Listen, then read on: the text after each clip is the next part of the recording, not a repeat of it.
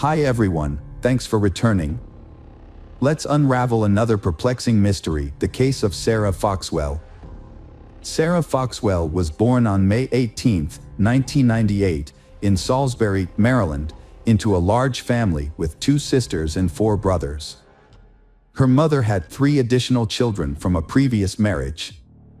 After her parents divorced, Sarah's mother struggled to care for her children alone. She worked long hours, so the children often stayed with relatives. As the middle child, Sarah played a peacemaking role, usually managing to bring her siblings together despite their frequent arguments. In December 2009, 11-year-old Sarah temporarily moved in with her aunt and grandparents, who lived in a spacious farmhouse on the outskirts of Salisbury. The kids loved visiting their aunt's home, which offered plenty of room to play. On December 22, 2009, the whole family was filled with joy and excitement, eagerly awaiting the upcoming Christmas day. After a pizza dinner, they began getting ready for bed around 9 p.m.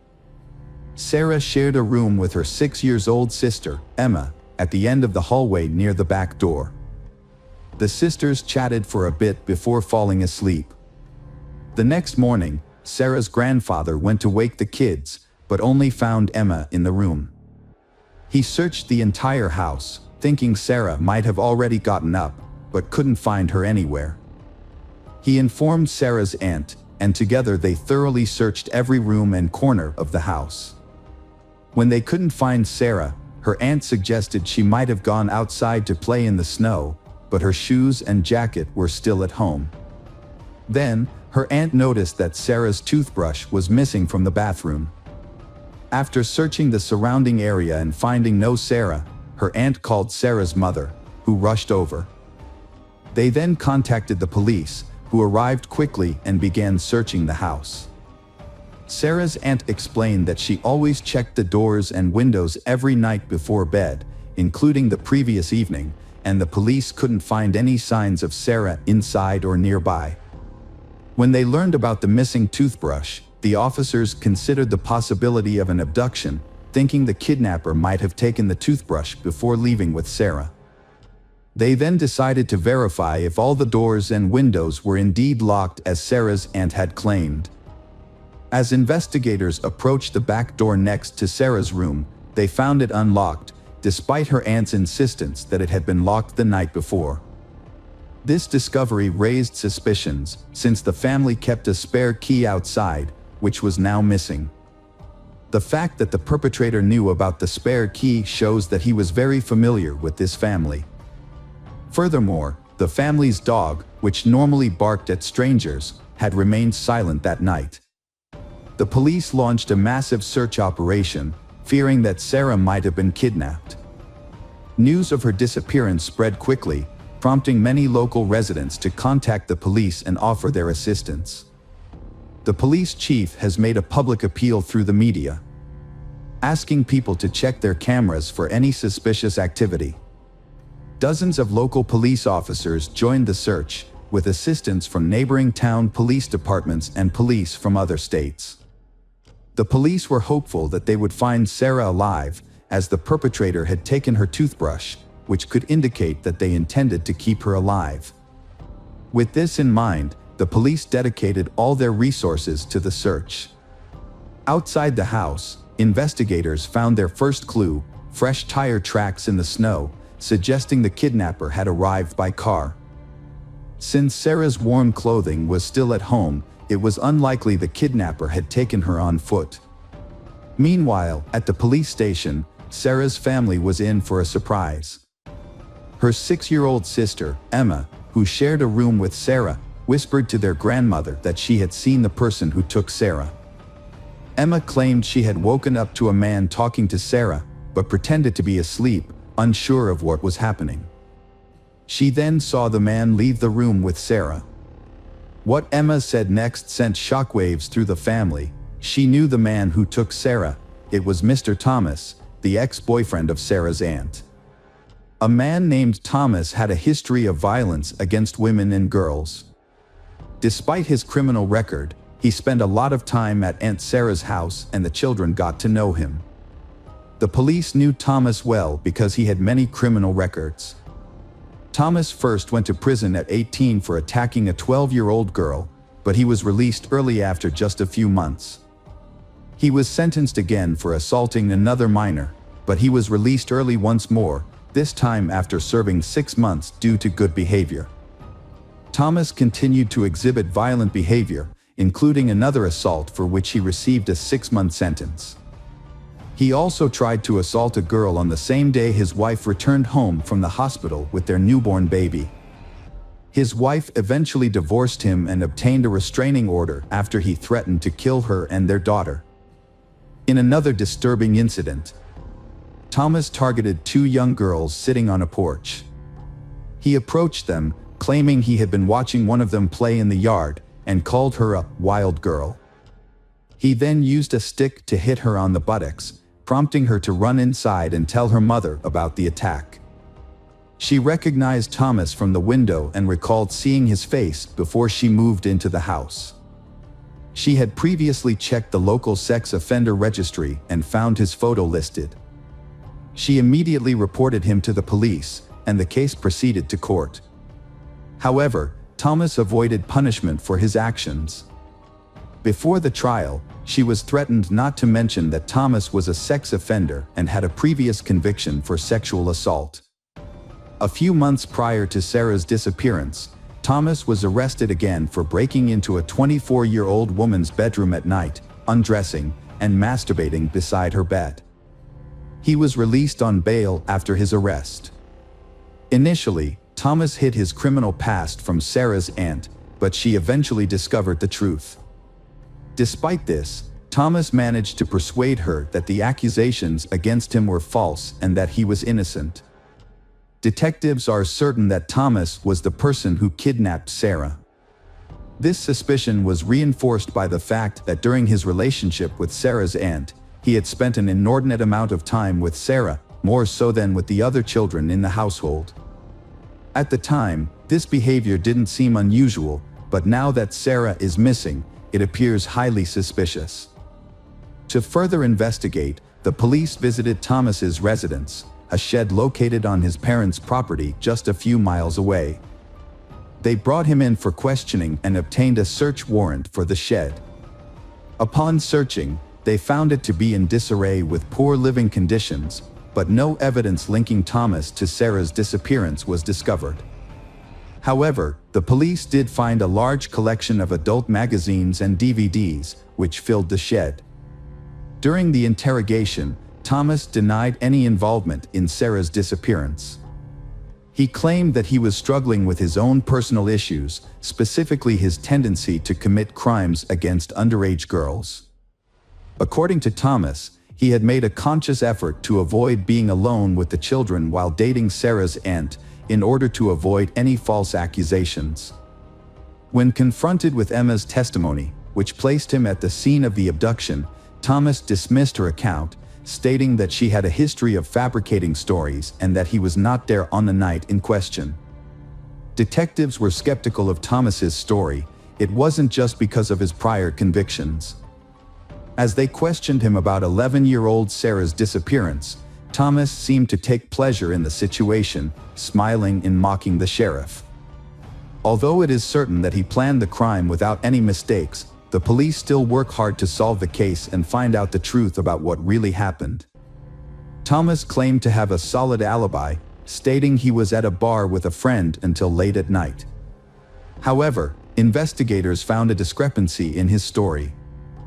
Although he was indeed at the bar, he left around 1 a.m. and wasn't seen again until 7 a.m. the next morning. A review of his phone records revealed that he had sent messages to several women, proposing to meet up, but all of them declined. Despite the inconsistencies in Thomas's story, detectives still couldn't gather enough evidence to incriminate him. Their primary concern was finding Sarah, and they poured all their resources into the search. A search of Thomas's pickup truck yielded several crucial clues. Inside, they found Sarah's green toothbrush and a large lollipop, which suggested that Thomas might have used the candy to lure her into his vehicle. Furthermore, The tire tracks on his truck matched the ones found in the snow outside the house on the night of Sarah's disappearance. Thomas had lied about not visiting Aunt Sarah's house for more than a month. This did not deter the police and volunteers from continuing their search for Sarah. They searched extensively, covering many miles around her house, checking abandoned buildings, forests, ravines, and bodies of water. K-9 units and helicopters assisted in the search. The community provided immense support to the police efforts, with hundreds signing up to volunteer. The poor weather and upcoming holidays did not dampen the search, but unfortunately, the efforts yielded no results. The search party resumed early the next morning, with their numbers increasing rather than dwindling. Eventually, the number of volunteers swelled to 3,000 people. Due to the sheer volume of volunteers, the coordination center had to be relocated from the police station to a larger venue, the local baseball stadium. Many of the volunteers brought their children to assist, handing out essentials such as water, hot tea, and food. Despite the odds, the search continued with renewed determination to find Sarah alive. While investigators were questioning Thomas, they received another crucial piece of evidence. After he was brought to the station, his clothes were sent to the lab for analysis. Experts discovered foreign DNA on Thomas's underwear, which they compared to a DNA sample from Sarah's belongings. The results showed a complete match, leading detectives to a disturbing conclusion. It appeared that Thomas had sexually assaulted Sarah after abducting her. Despite the lack of progress in the search, thousands of people gathered on Christmas Day, December 25th, to continue looking for Sarah. Meanwhile, investigators obtained GPS data from Thomas's phone, which showed the cell towers his phone had connected to, although the exact locations were not provided. Police discovered that on the night Sarah vanished, her phone had connected to 3 cell towers, allowing them to narrow down the search area to a roughly triangular zone. Investigators focused on this location, located near the state border, about 8 miles from Sarah's aunt's home. The area was densely wooded, but hundreds of people thoroughly searched every inch of the territory, holding out hope for a Christmas miracle that Sarah would be found alive. Sadly, the outcome was far more tragic. Around 4 p.m., police discovered Sarah's body on the ground, near the state border. She was lying on her back with her arms raised upwards, pointing towards the sky. Medical experts performed an autopsy and were shocked by what they discovered. They confirmed that Sarah had been sexually assaulted and showed signs of strangulation. Additionally, experts found dirt in Sarah's lungs, suggesting that the perpetrator had attempted to drown her in a puddle. During this torture, Sarah lost consciousness. The experts also found evidence that Sarah had suffered severe burns. It is believed that the perpetrator may have left her lying in the forest for some time, went to get gasoline, and then returned to set Sarah on fire. Significantly, traces of smoke were found in her lungs, indicating that she was still alive when the fire was set. This also explains why her hands were raised and pointing to the sky. Likely a reflex reaction to the fire.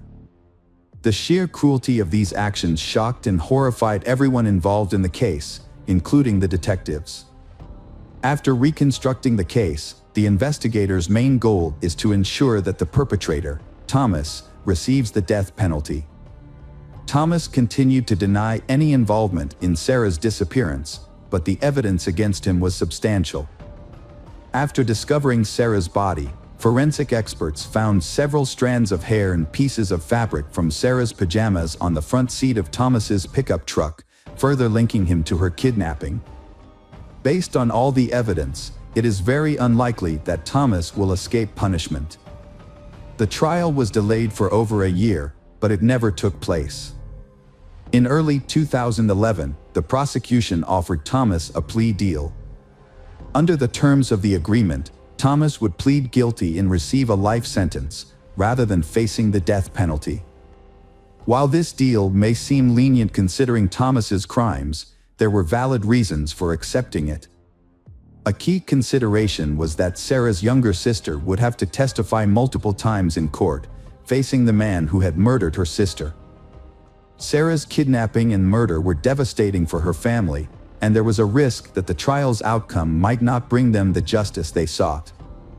Due to uncertainty about securing the death penalty, the prosecution presented a plea deal. This deal meant that Thomas would not receive the death penalty, and in return, he would plead guilty to the crime. The terms of the deal also ensured that Thomas would not be eligible for early release from prison. Another issue was that the state governor at the time opposed the death penalty. Ultimately, Thomas agreed to the deal and confessed to the detectives, revealing details they already knew.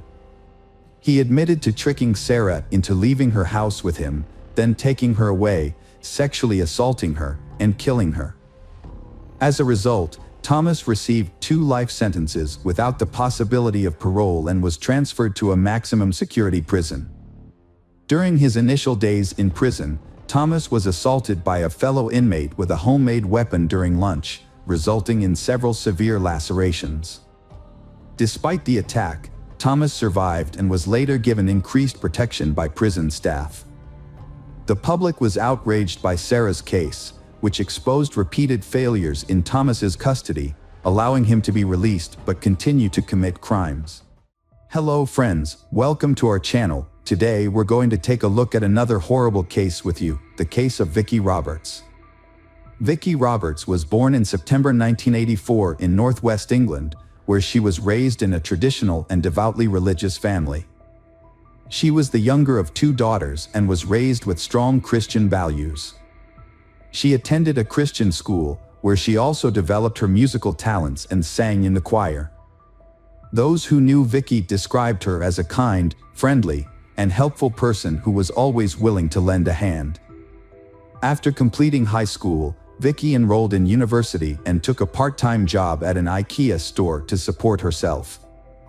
It was there that she met Michael Roberts, and their initial friendship eventually blossomed into a romantic relationship. Michael was only a year older than her. Like Vicki, Michael balanced his studies with a part-time job at IKEA and made time for sports.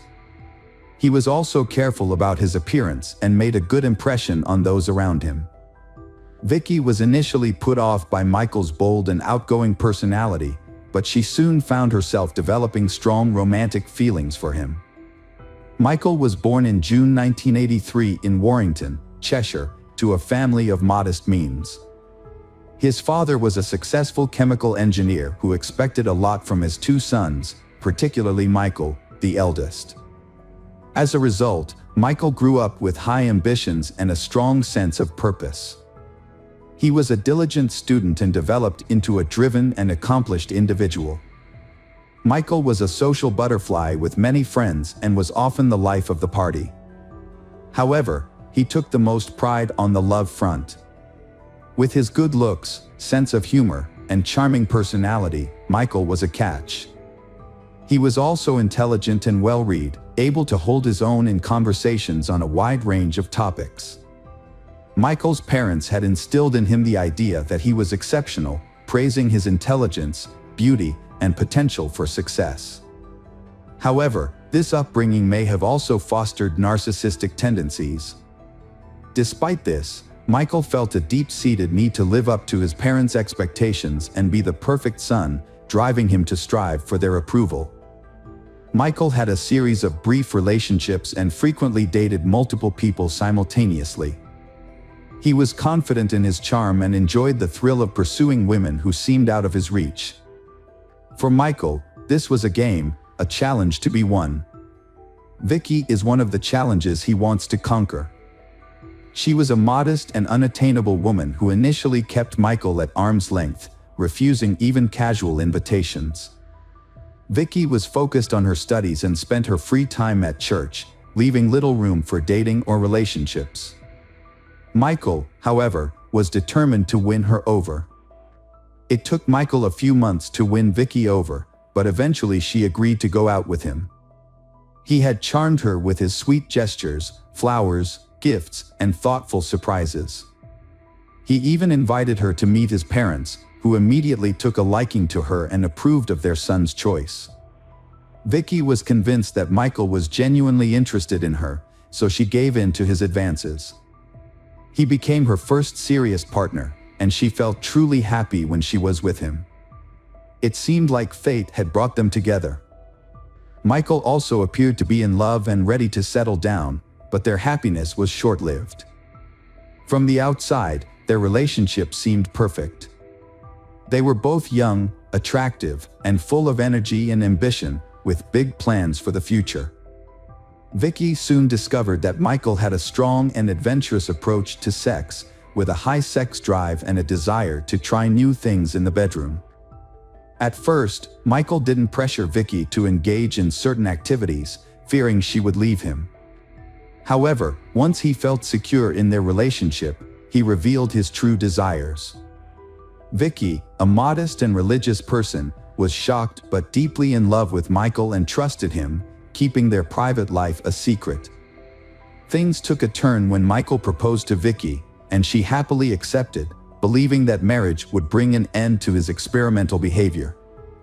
However, her closest friend began to notice Vicky covering up bruises and marks under her clothes.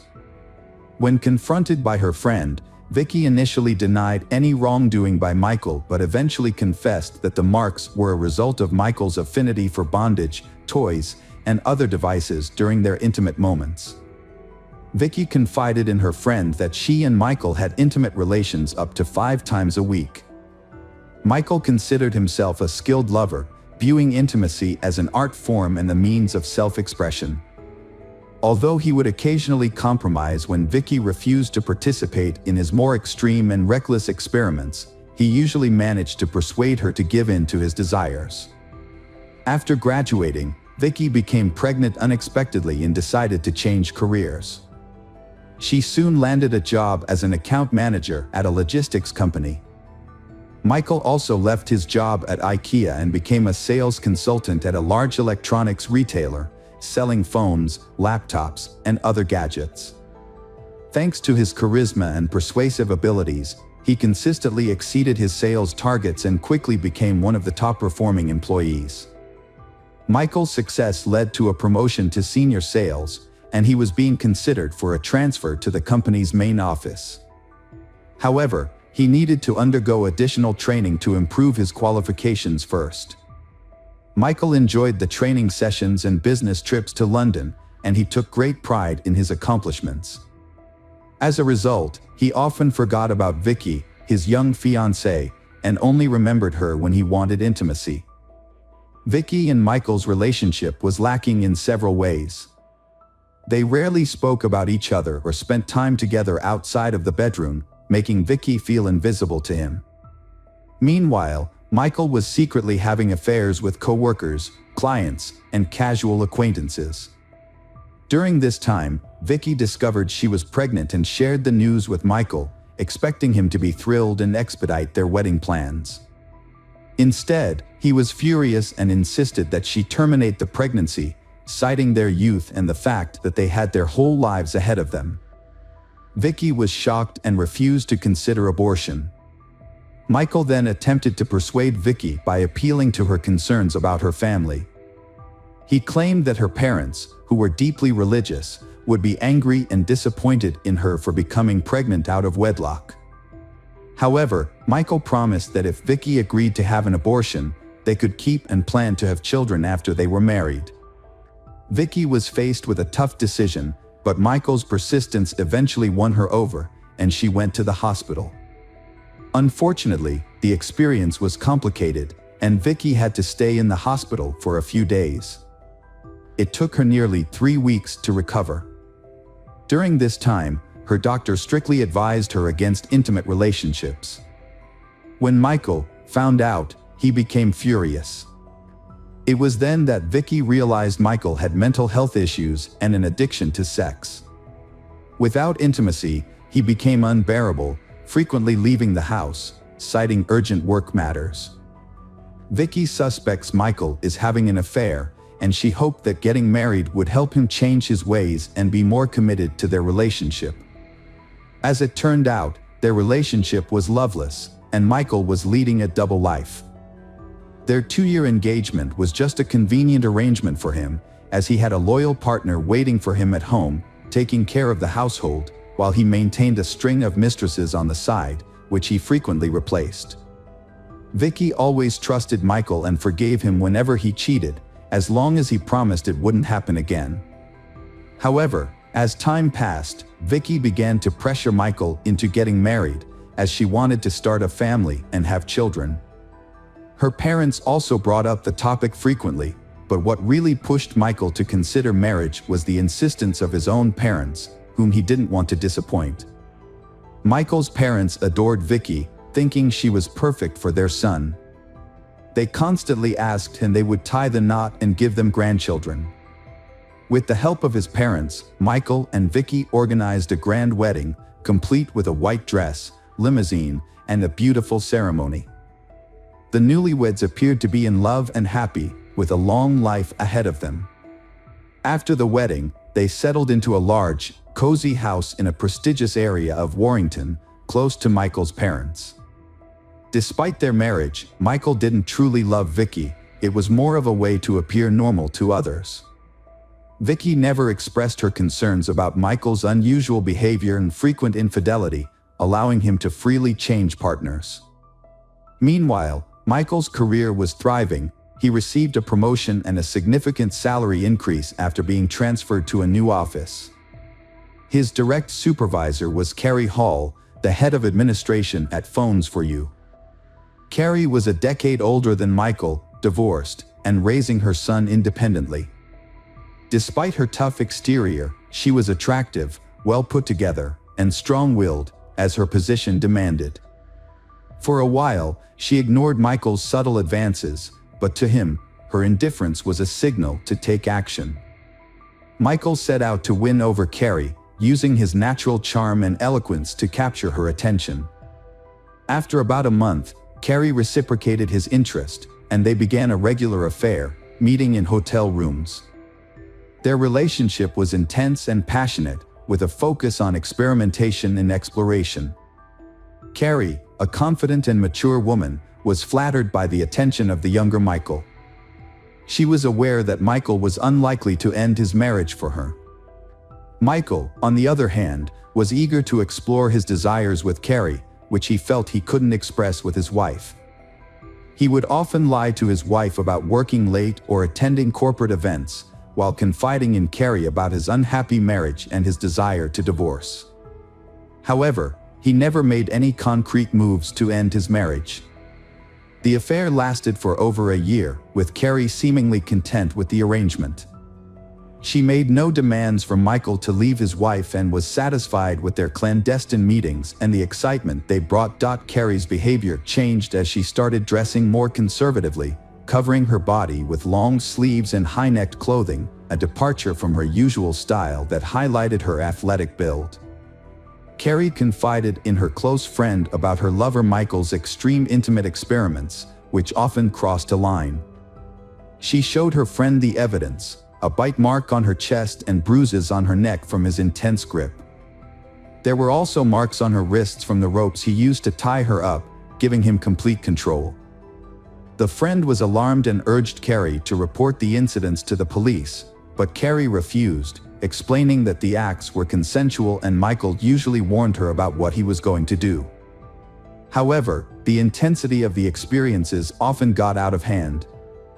For instance, Michael enjoyed choking his partner, claiming it would enhance the experience, but there were times when Carrie lost consciousness due to his excessive enthusiasm.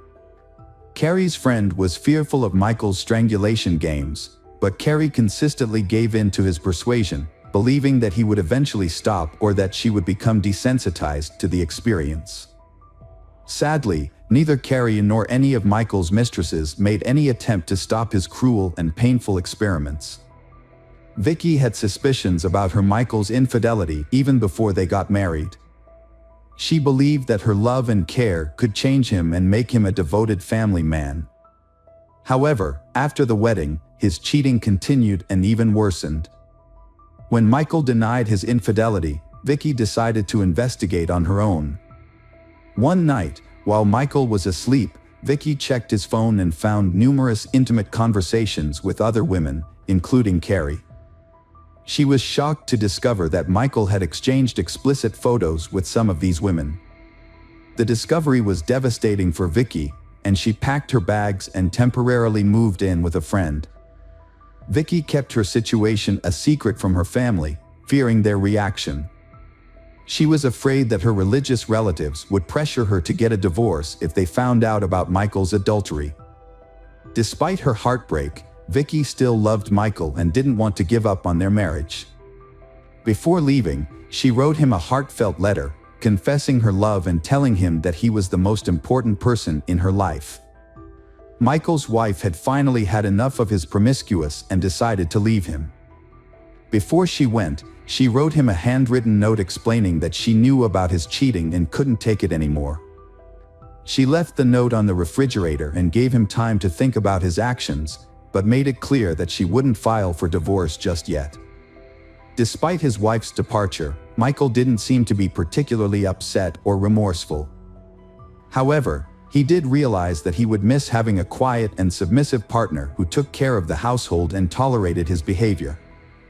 He decided to try to win her back and followed her to her friend's house, bringing a large bouquet of flowers.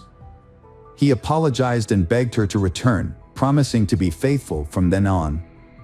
His wife, Vicky, wanted to believe him and decided to give him another chance. For a while, Michael made an effort to be more considerate and even came home for dinner. He deleted his correspondence with his mistress, Carrie, and changed his social media password to avoid suspicion. However, Michael's good behavior didn't last long. He soon started pursuing a new female employee, Karen Wilson, who was engaged to be married. Despite her initial reluctance, Michael persisted in his pursuit of her, and they began an affair. Meanwhile, he continued to see Carrie on the side, juggling multiple relationships at once. He became infatuated with a new woman and ended his relationship with 33-year-old Carrie Hall after 2 months, as he had grown tired of her. He told Karen a fabricated story about being unhappy in his marriage and claimed he was willing to leave his wife for her. Karen believed him, and they had an intimate encounter in the office. A week later, she ended her engagement, expecting Michael to follow through on his promise. Michael had no intention of divorcing his wife, Vicky, but he wanted to keep his new mistress. To keep her happy, he lied to her, telling her that he had already filed for divorce and was living with his parents. However, Vicky soon became suspicious that Michael was still cheating on her. She decided to take action and gathered evidence of his adultery. While Michael was in the shower, Vicky took his phone but found nothing incriminating because he had deleted all his text messages and changed his social media password. Undeterred, she waited until he fell asleep and then took his work laptop, where she found his social media account still logged in.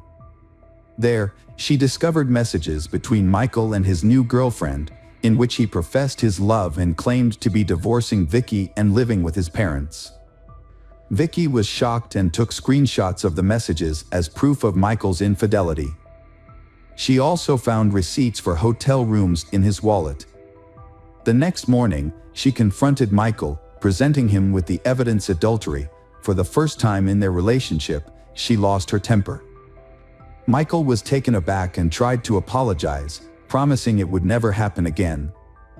However, Vicky threatened to tell his parents about his infidelity, hoping they could talk some sense into him since she couldn't. Michael was enraged by his wife Vicky's threat to tell his parents about their problems. In a fit of anger, he slapped her. Vicky then got up and said she would go to his parents immediately, heading for the door. Michael caught up to her, grabbed a heavy jewelry box from the dresser, and hit her in the head twice, knocking her unconscious. He then strangled her with his bare hands until she stopped breathing. Feeling no remorse, Michael wrapped Vicky's body in a blanket, placed it in large garbage bags, and carried it to the garage. He quickly cleaned the house, packed up most of Vicky's belongings, and removed them. He then invited his lover, Karen, over, and they had dinner, had fun, and made love in the same bedroom where the murder had taken place. The next day, Michael ran off with Karen. He told his parents that Vicky had left him for another man, even showing them fake messages from Vicky's phone, which he had sent himself. He went to his parents' home, sobbing on his mother's shoulder, pretending to be distraught over his wife's supposed infidelity. Michael sent his parents-in-law messages saying that their daughter had left him for another man. He also told them to give her space and not to bother her. The messages claimed that Vicky had fallen out of love with Michael and had moved in with someone else. Her parents were shocked and tried to contact Vicky to hear her side of the story, but she refused to answer their calls, only responding with messages asking for time. Vicky's parents found Michael's story suspicious and went to his house to confront him. However, his explanation only raised more questions. They soon discovered that Vicky had not shown up for work, which further alarmed them. They decided to report their concerns to the police, leading to an investigation. On December 1st, 2009, Michael bought a shovel, rope, rags, and cleaning supplies from a hardware store. However, the police arrived at his house on the same day. He had been caught before he could dispose of a body. The police initially found nothing out of the ordinary, but Michael's actions and alibi sparked suspicion and raised several questions. Notably, they overlooked a large package in the garage during their search. Inside the house, they found no signs of her presence, such as clothes, documents, or personal items, which could suggest she had left of her own accord. However, Vicky's laptop was discovered in the bedroom, and upon seizing it, the police found screenshots of Michael's incriminating conversations with his mistresses, which Vicky had saved. The investigation took a significant turn when authorities made a geolocation request to Vicky's cell phone, which had been regularly sending messages to her husband and relatives. To everyone's surprise, the phone was found to be located in the marital home of Vicky and Michael. This led to a second, more thorough search of the Roberts residence. During this search, a suspicious package was discovered in the garage, and its contents shocked all who were present. However, in a stunning twist, Michael, who had been cooperating with the police, suddenly vanished into thin air. He had taken a wallet containing cash, which allowed him to evade capture for several days. After his money ran out, Michael turned to one of his mistresses, Lavinia T., and asked if he could stay with her for a while. However, when Lavinia heard on the news that Michael was wanted for his wife's murder, she immediately contacted the police and reported his whereabouts. Eventually, he was arrested, put on trial, and convicted. When the authorities arrived to arrest Michael, he claiming he was innocent of the crime. A man claimed that his wife died accidentally during a consensual sex game where she asked him to strangle her with a rope belt, but he lost control. However, forensic experts disputed this claim, finding that she was actually strangled with bare hands, attacked from behind, and had 2 severe head injuries that occurred before her death, which were unrelated to the alleged sex game.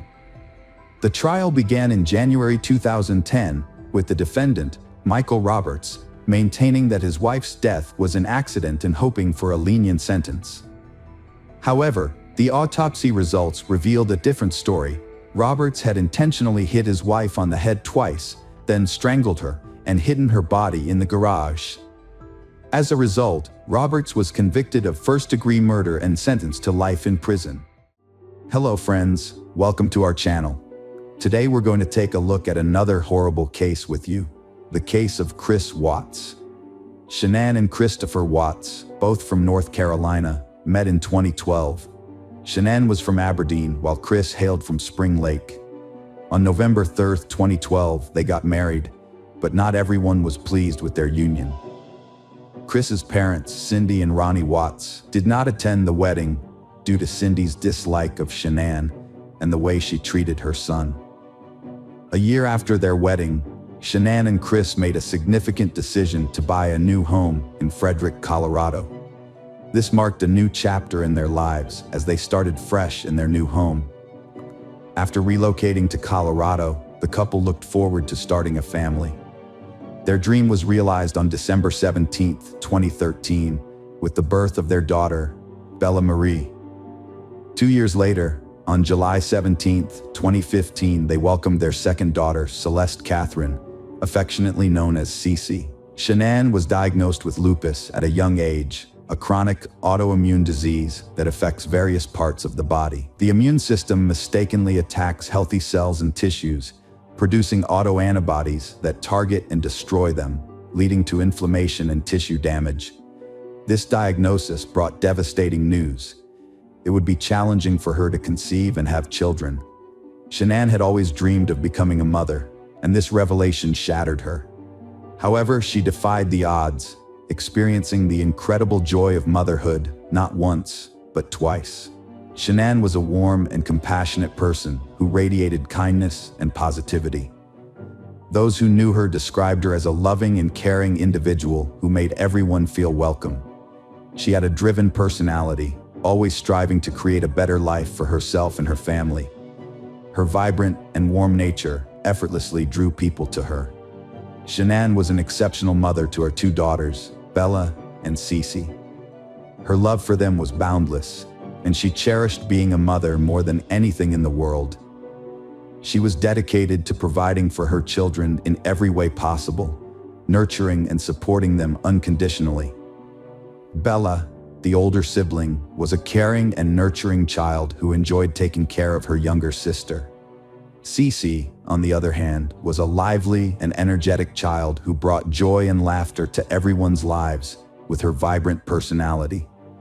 Shanann's friends and family thought she had a perfect marriage, but they found Chris hard to get close to. Despite this, they welcomed him because Shanann was deeply in love with him. In 2015, Shanann and Chris filed for bankruptcy due to significant financial struggles.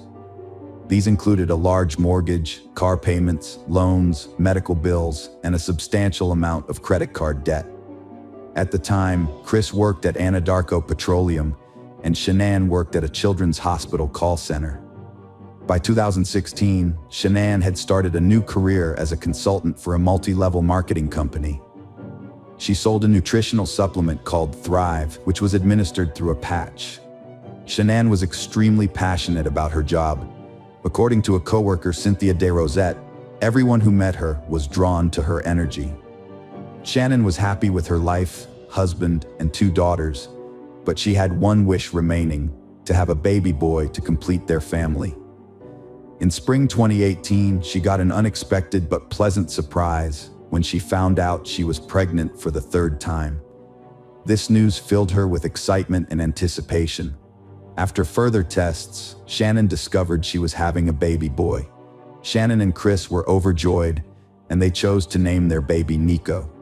When Bella and Cece, Shannon's daughters, heard they were going to be big sisters, they were thrilled. During the summer of 2018, Shanann, who was pregnant with Nico at the time, visited her family in North Carolina, while Chris remained in Colorado for work. Shanann took her daughters, Bella and Cece, to visit Chris's parents, Cindy and Ronnie. Despite her strained relationship with her in-laws, Shanann wanted her daughters to spend time with their grandparents. When they arrived, Cindy prepared a snack for Cece despite knowing about her peanut allergy, which Shanann had warned her about. Cindy still served Cece a snack containing peanuts, which deeply upset Shanann. She felt that Cindy had recklessly endangered Cece's life. While visiting family in North Carolina, Shanann noticed a strange change in Chris's communication with her. He stopped responding to her messages and calls, leaving her confused and puzzled. When she asked him what was going on, Chris explained that he had taken on more responsibilities at work due to new employees, but assured her it was nothing to worry about. On July 31st, Chris flew from Colorado to North Carolina to spend the week with Shanann and their 2 daughters, Bella and Cece. The girls were thrilled to see their dad, and as Chris stepped off the plane, they rushed to him, beaming with excitement. Chris hugged them tightly, but his greeting to Shanann was different. Instead of a kiss, he simply nodded at her. Shanann felt deeply hurt by Chris's distant behavior and was unable to hide her emotions. She texted a friend, confessing her growing concern and sadness. She felt like Chris had changed somehow, and she barely recognized the man she had married. Her words were filled with a mix of sorrow and confusion. Shannon texted her friend to say that her husband Chris was refusing to talk to her, even though they were in the same room. Instead of speaking directly, they were communicating through their phones. Shannon shared a photo with her friend that showed her and Chris sitting on separate couches facing away from each other. In her texts, Shannon confided in her friend that she suspected Chris might be interested in someone else. Her friend was shocked and insisted that Chris would never do that, given how much he loved Shannon. In a heartfelt message to her friend, Shannon revealed that Chris had confessed to her that he no longer thought they were compatible. This revelation left Shannon stunned, as she had always believed their love was strong. Chris had made things even more difficult for Shannon by admitting that he had hoped getting her pregnant would change his feelings for her. But unfortunately, this didn't happen. Shannon was devastated to hear this, as she valued their relationship and believed their love was strong enough to overcome any obstacles. Determined to rescue her family, Shannon proposed that she and Chris attend couples therapy together, aware that their relationship was struggling and hoping that a professional could help them get through their problems. However, Chris refused point blank. Shannon was prepared to make sacrifices and do everything possible to save their relationship, but she quickly came to realize that Chris was unwilling to meet her halfway. Despite her best attempts, Shannon understood that there was nothing Chris was willing to compromise on, and this made her efforts futile. After returning home to Colorado from a trip to North Carolina, Shannon, Chris, and their daughters settled back into their normal routine. However, Shannon's stay was short-lived as she soon embarked on another trip to Arizona for business. During her time in Arizona, Shannon's friends noticed a change in her behavior. Instead of being her usual cheerful self, she seemed confused, upset, and distressed. One evening in their hotel room, Shannon confided in her friends about her concerns. On August 11th, while Shannon was with her friends in Arizona, she received a notification on her phone showing a charge on her and Chris's account from a restaurant. Although this wasn't unusual, the amount of the bill raised concerns. Shannon wondered why it was so high and suspected that Chris might be dining with another woman. This suspicion left her feeling uneasy and uncertain. Shannon returned home from her business trip around 1:48 a.m. on August 13th. Her friend Nicole Atkinson drove her home. The doorbell camera footage showed Shannon entering her house at that time. Shannon's friends were worried when she failed to send her usual good morning messages. They knew she had a crucial appointment at the OBGYN at 9:30 a.m., which she would never miss. However, when she also missed a 12:30 p.m. business meeting, her close friend Nicole Atkinson became extremely concerned. Nicole was convinced something was amiss when no one had heard from Shannon all day. She couldn't shake off the feeling that something was terribly wrong. Feeling a growing sense of urgency, Nicole decided to drive to Shannon's house. As she approached the house, her anxiety spiked. Shannon's van was parked in the garage and her daily shoes were by the front door. Nicole knocked on the front door, hoping Shannon would come out and explain that she had overslept and was tired from her previous day's flight. But Shannon didn't respond. Chris was contacted by one of Shannon's friends who were unable to reach her. He told them not to worry, saying she might be at a friend's house with their daughters. However, this confused Shannon's friends, since they were all in touch with each other and none knew where she was. Shannon didn't have plans to meet any of them. When her friends threatened to report Shannon and the girls missing to the Frederick Police Department, Chris didn't want to involve the police. Despite this, Nicole, worried about her friend, called 911 to report Shannon, Bella, and Cece missing. After Nicole contacted the police, an officer from the Frederick Police Department responded to Shannon and Chris's residence. The officer's body camera footage showed Nicole was visibly distraught over her missing friend. As Nicole was providing every detail she knew about Shannon and her daughters, Chris arrived at the house. Chris exited his vehicle and approached the officer, but it was apparent he didn't share Nicole's level of concern, despite his wife and daughters being missing. During the search of Shannon and Chris's house, the officer found Shannon's purse. Inside, the officer discovered medication prescribed to Shannon and her 2 daughters. This discovery further alarmed Nicole, but Chris remained calm. The officer also located Shannon's wedding band on the bedside table. The officer and Chris visited a neighbor to review footage from their security camera, which captured part of Shannon and Chris's driveway and garage. The footage showed Chris opening the garage door, moving around, and leaving the home at 5:28 a.m.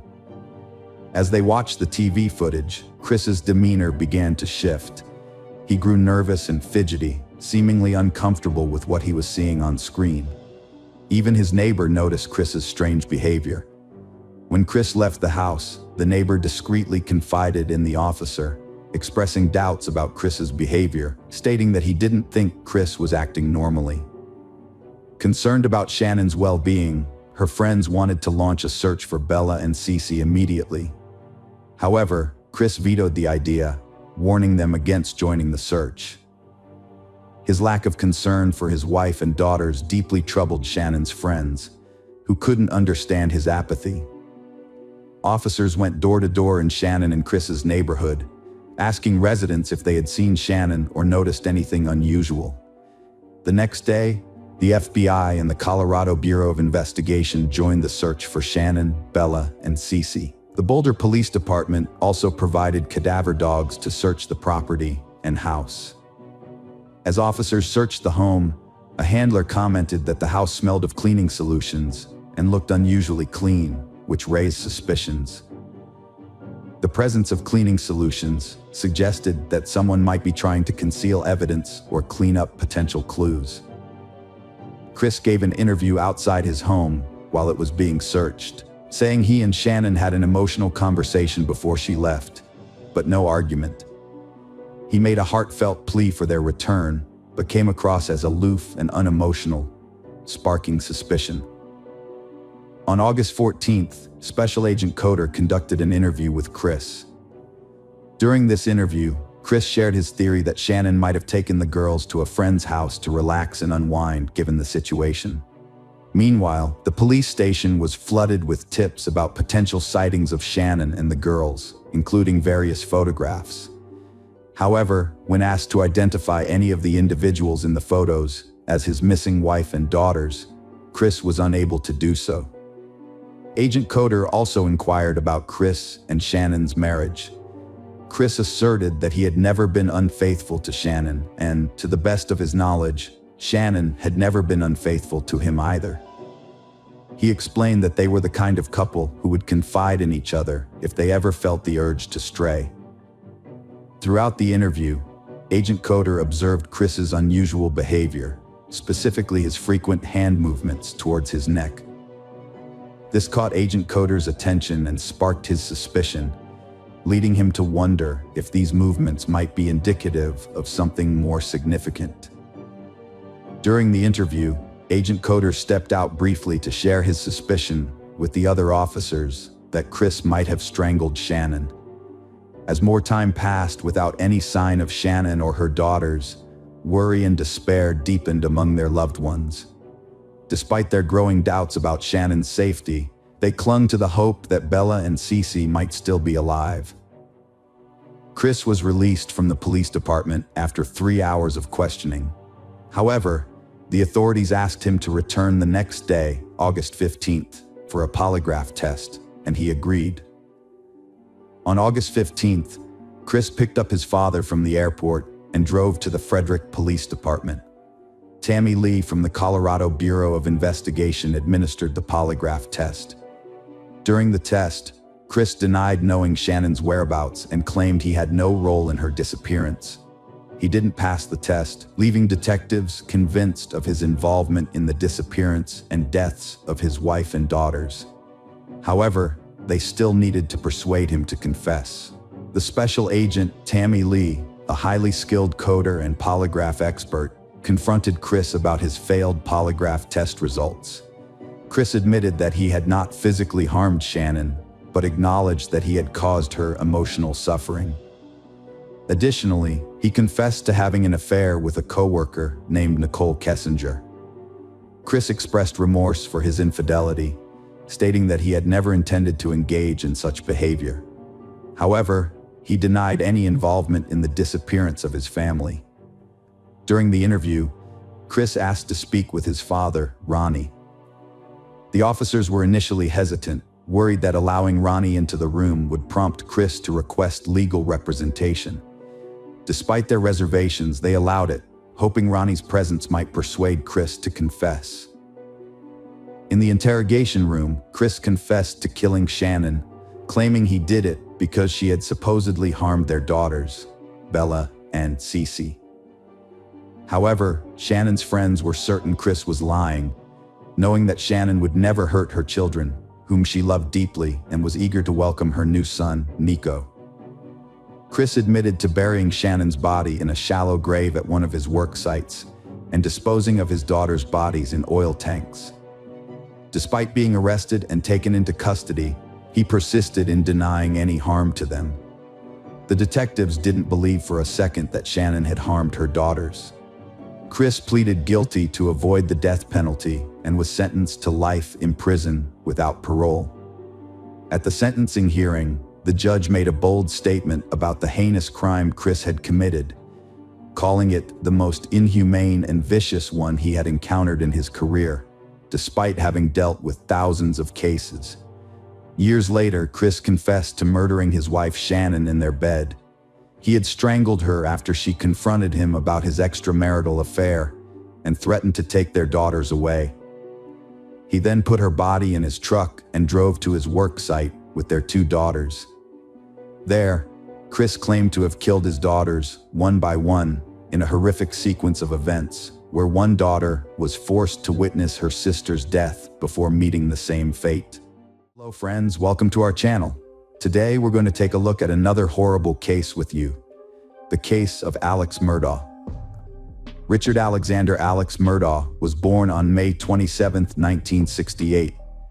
His family, the Murdaughs, are a respected and well-connected family of lawyers who have dominated South Carolina's low-country legal system for over 100 years. 3 generations of Murdaughs served as district attorneys of the 14th Judicial Circuit from 1920 to 2006, but Alex's actions brought an end to their reign. The foundation of the family's later success was laid by Alex's great-grandfather, Randolph Murdaugh Sr., who founded the law firm Peters, Murdaugh, Parker, Eloth and Dietrich, PMPD. Over the decades, the Murdaughs' influence grew so substantial that the Hamptons became known as Murdaugh County. Alex pursued a law degree from the University of North Carolina, following in his family's footsteps. There, he met his future wife, Margaret Maggie Brawl, and they started dating in 1991.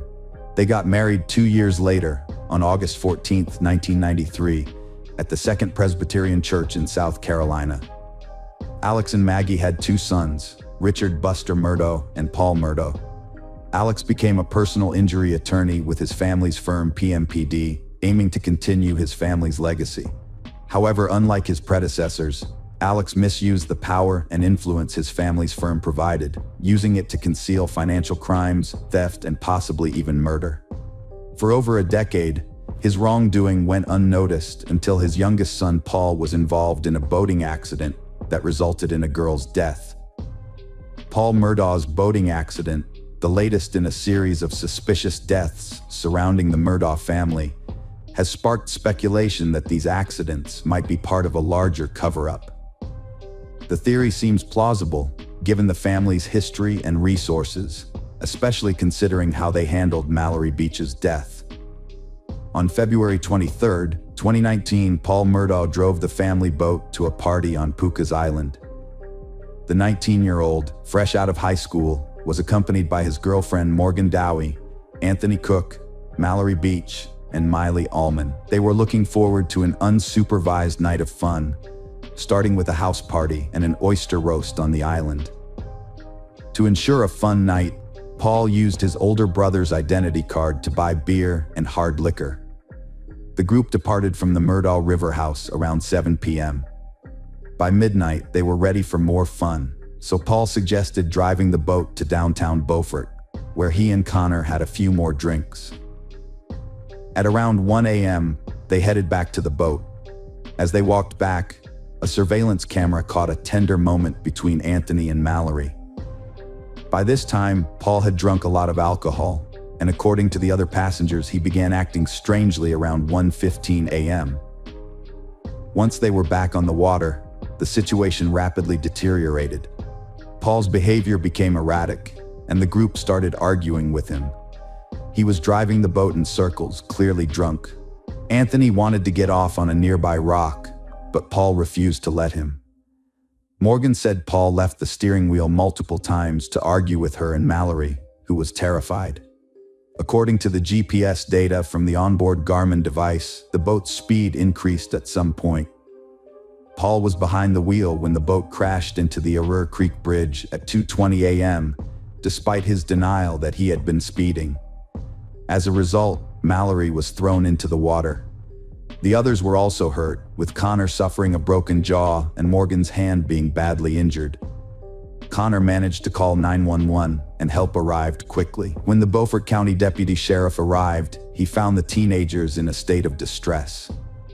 Anthony was particularly agitated, having tried to rush towards Paul after witnessing the scene.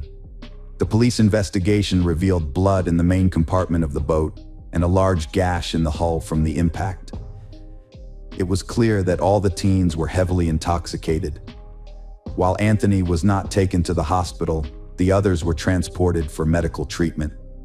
Paul was the most agitated of the group, with a blood alcohol level of 0.243, significantly exceeding the legal limit. That night, Alex Murdaugh, Paul's father, was visible as he moved from one hospital room to another, attempting to calm them down and mitigate the situation.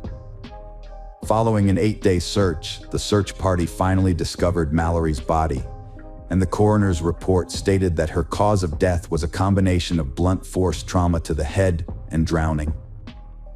Despite multiple eyewitness accounts, including Paul's girlfriend Morgan, who claimed Paul was out of control at the steering wheel on the night of the incident, he was neither arrested nor charged. This led to speculation that Alex Murdaugh had somehow manipulated the justice system to spare his son.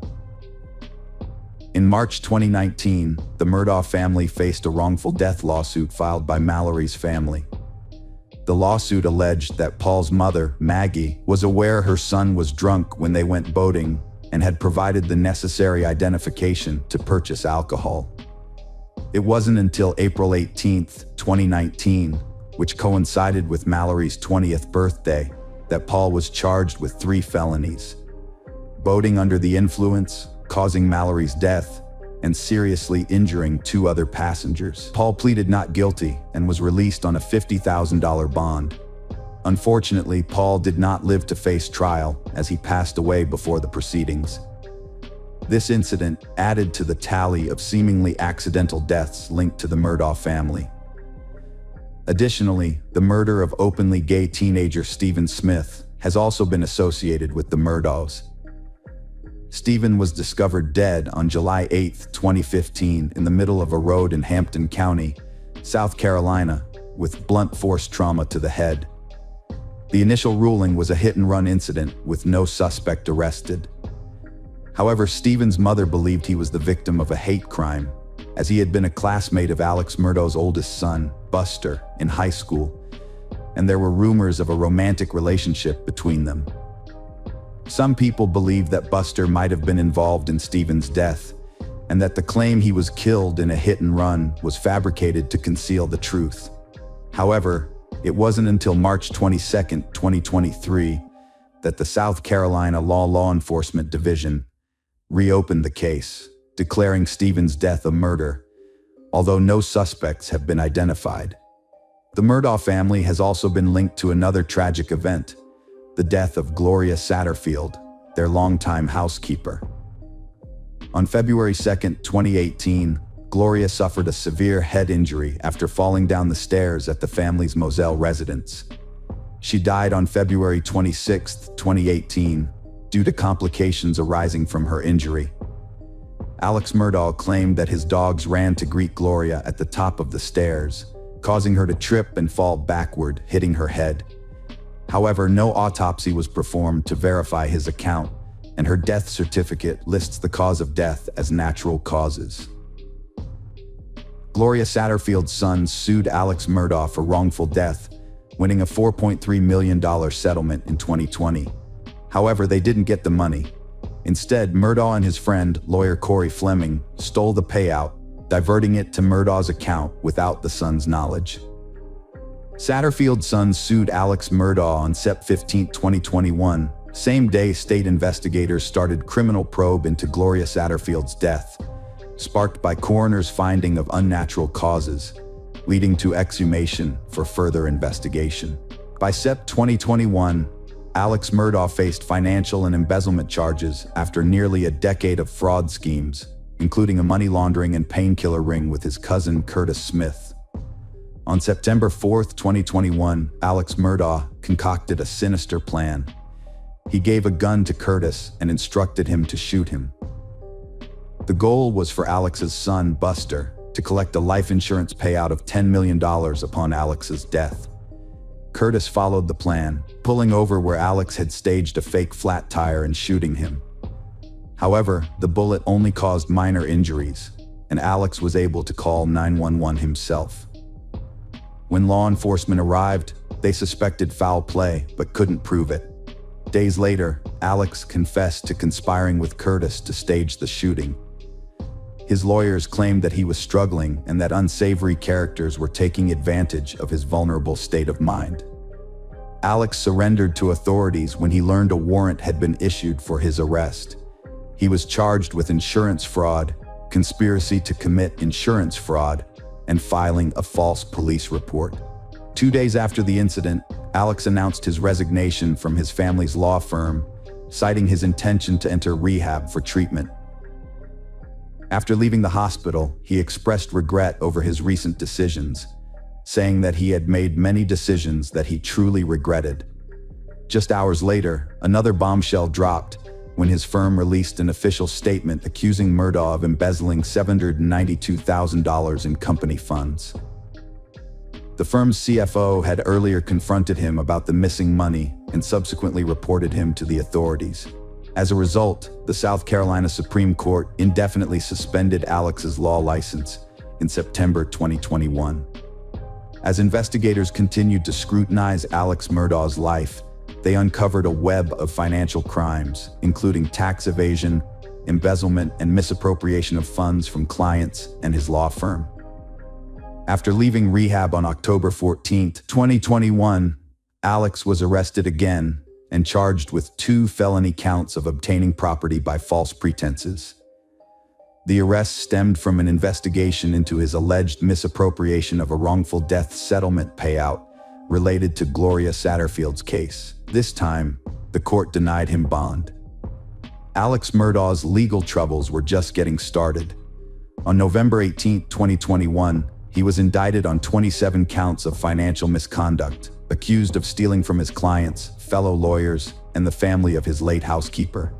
Just 3 weeks later, on December 9, 2021, additional charges were filed against him, bringing the total to 48.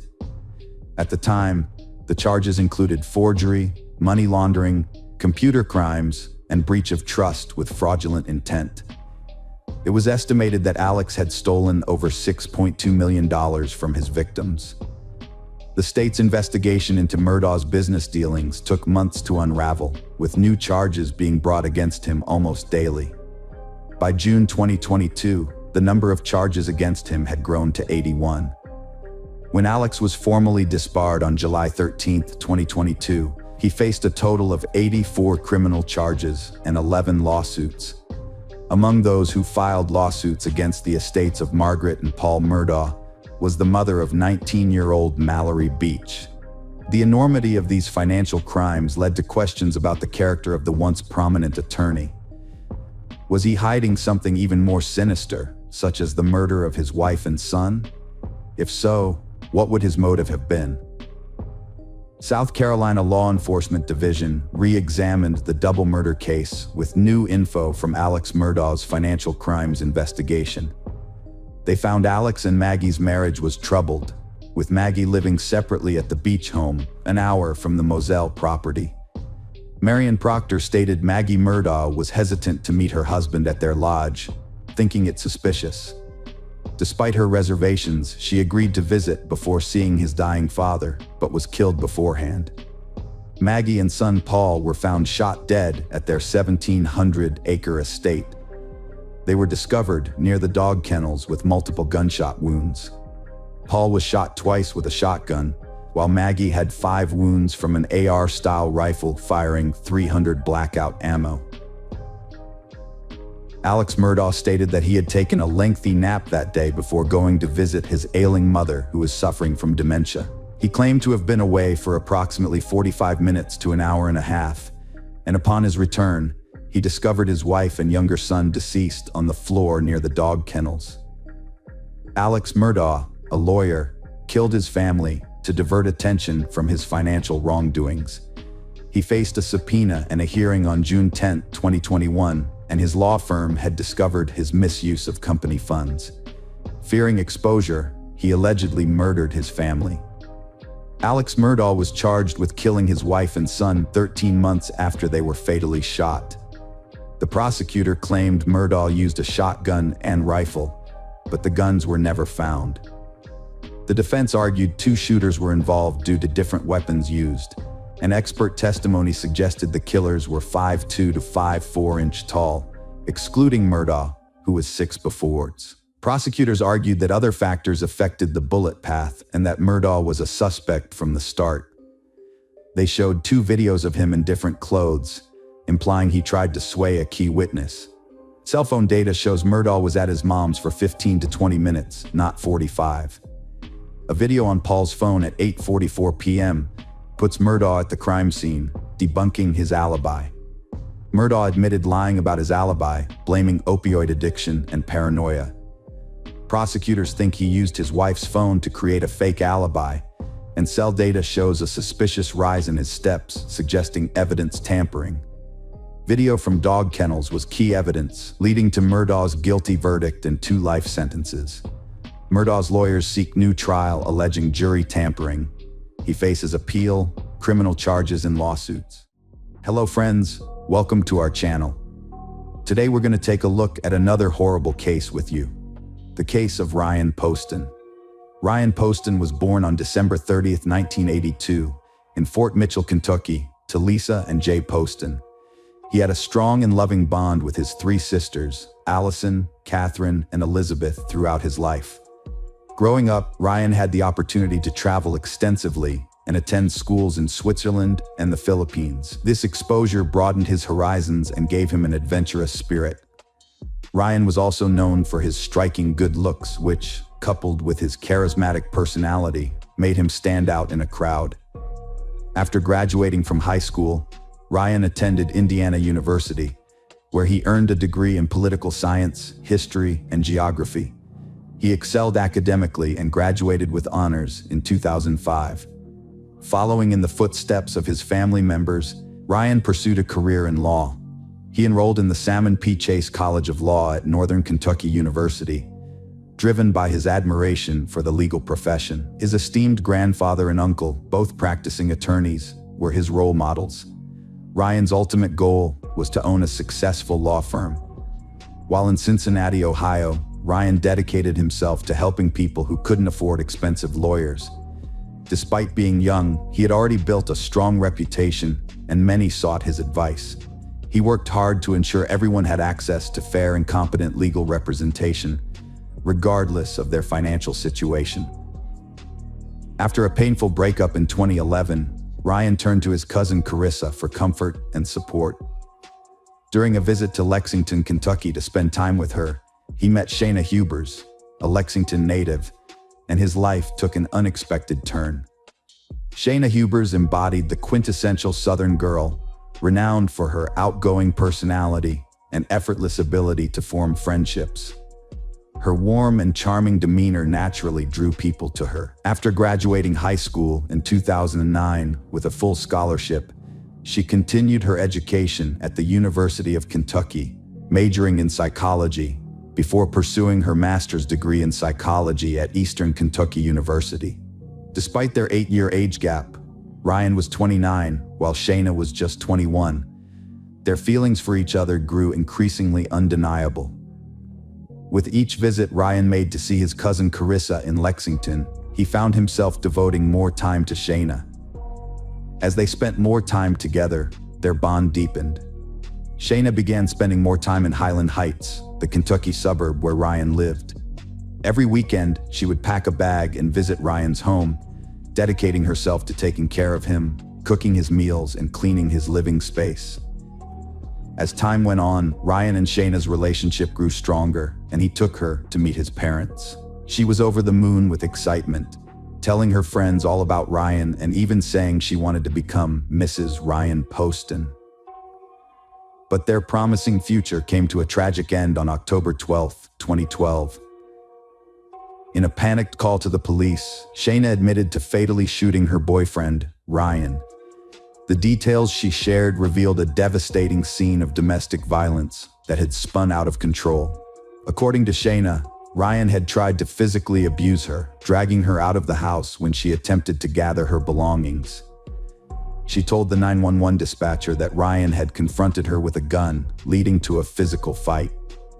In the heat of the moment, Shayna managed to grab the gun, but she was intimidated by Ryan's size. In a state of panic, she pulled the trigger, ultimately shooting Ryan. Shayna admitted that she believed Ryan's death was inevitable, so she claimed she wanted to end his suffering.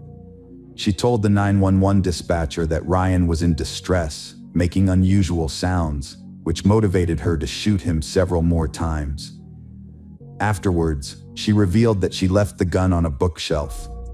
Minutes after Shayna called 911 to report that she had shot her boyfriend, officers were sent to the scene. When they arrived, they told Shayna to come out of the apartment with her hands up. At first, she was hesitant, but she eventually followed their orders. As she walked out, they told her to lie face down on the ground. It was clear that Shayna was very upset as she complied with their instructions.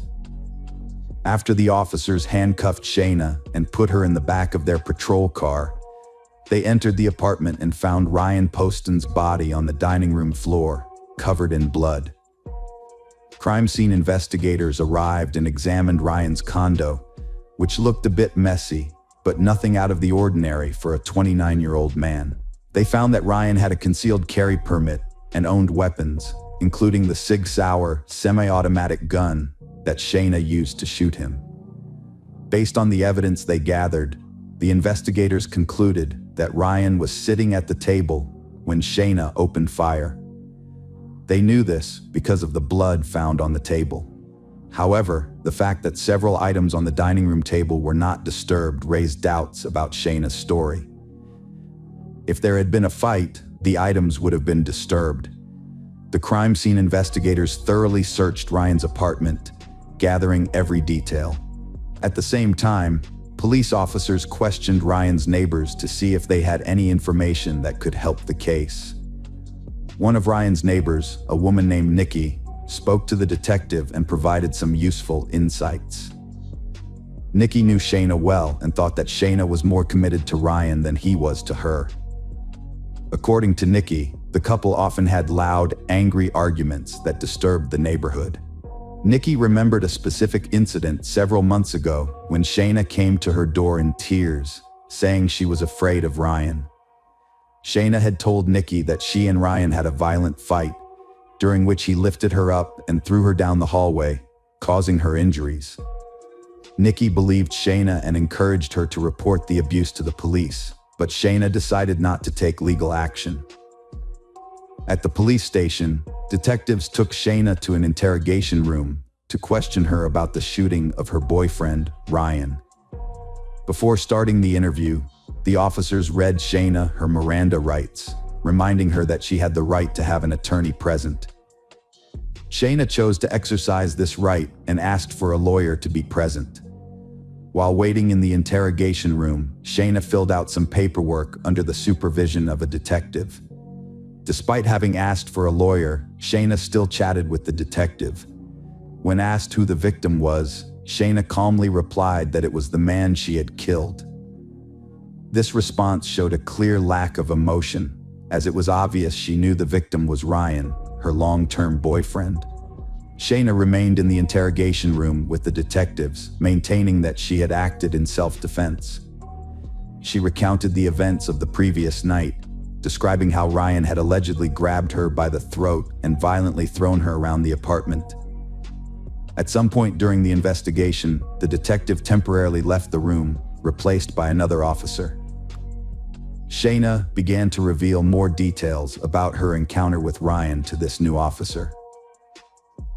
She alleged that Ryan had been extremely aggressive prior to the shooting, hurling insults at her, calling her crazy, and taunting her while brandishing a gun. Shayna believed that Ryan's behavior that night was fueled by drug use, which contributed to his violent outbursts. Throughout the interview, Shayna consistently stuck to her version of the events that culminated in the shooting. She claimed that Ryan was sitting at the dining room table, handling ammunition for his Sig Sauer pistol, when she noticed him staring aggressively at her from across the table.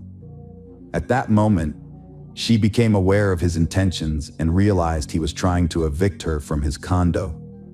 Shayna confessed to picking up the gun and firing it in the midst of the chaos, hitting Ryan with a single bullet. Shayna continued to describe the incident, claiming that after shooting Ryan once, she saw him twitching. Believing it was necessary to end his suffering, she fired multiple shots, ultimately killing him. In her confession, Shayna told the detective that Ryan was vain and had mentioned wanting a nose job, so she decided to grant him his wish. She deliberately aimed her gun at his face and pulled the trigger, essentially giving him the rhinoplasty he had requested.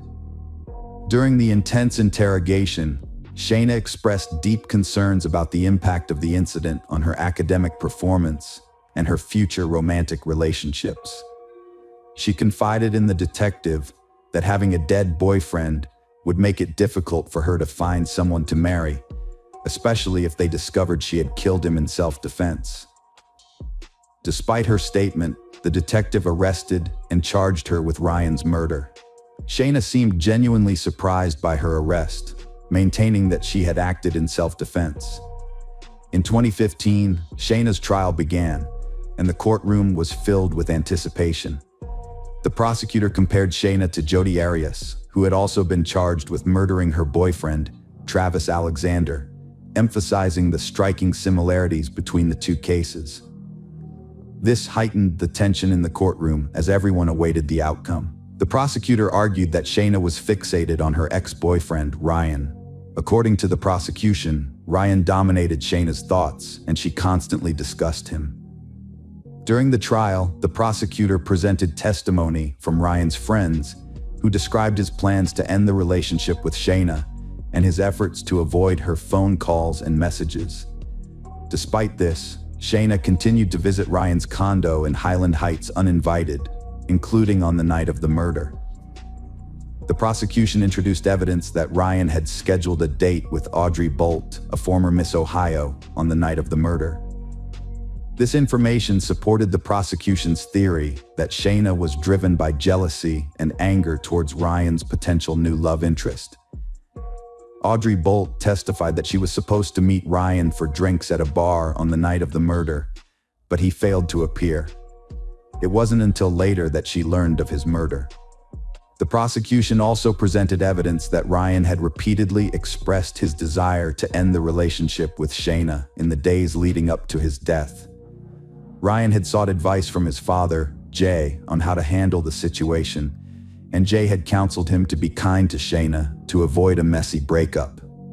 However, it appears that Shayna continued to exert control over Ryan on the day he was killed.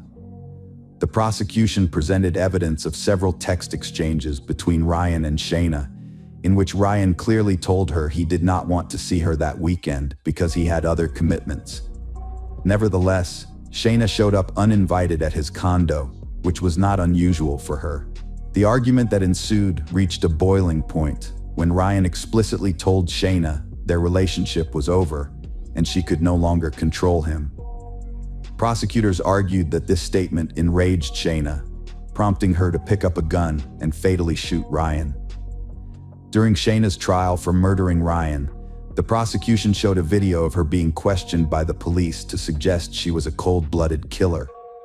In the video, Shayna's calm behavior and responses seemed to back up the idea that she had intentionally taken Ryan's life.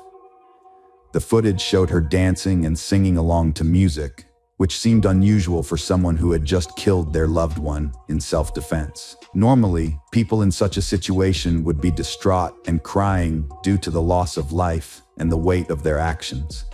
The prosecution's goal in showing the video was to make Shayna appear detached and unemotional, implying that her actions were not those of someone who had acted in self-defense. They claimed that her lack of tears and carefree behavior proved her guilt. However, this interpretation was open to debate and up to the jury to decide. In the end, the video was a key piece of evidence in the prosecution's case against Shayna, but it was just one part of the evidence presented during the trial. Shayna's defense team stuck to a clear storyline throughout her trial, arguing that Ryan was the aggressive and violent one on the night of the incident, leading Shayna to shoot him. To back up this claim, they built a picture of Ryan's mental state, suggesting that a mix of drugs he was taking, including anti-anxiety medications and amphetamines, contributed significantly to his behavior. The defense team presented the jury with autopsy results showing the presence of these drugs in Ryan's system, strengthening their argument that the drugs influenced his actions. An expert toxicologist testified for Shayna, stating that a combination of drugs like anti-anxiety medications and amphetamines could cause someone to become violent and paranoid. This testimony aimed to provide a reasonable explanation for Shayna's actions, implying that she may not have intended to harm Ryan. During Shayna's trial in April 2015, the prosecution grew increasingly worried that she might be acquitted due to being a smart, young, and attractive woman, and that her self-defense claim might persuade the jury. However, on April 23rd, the jury delivered a guilty verdict, convicting Shayna of murdering her boyfriend, Ryan Poston. At the August 2015 sentencing hearing, Shayna persisted in shifting the blame for Ryan's death onto him, which infuriated his friends and family.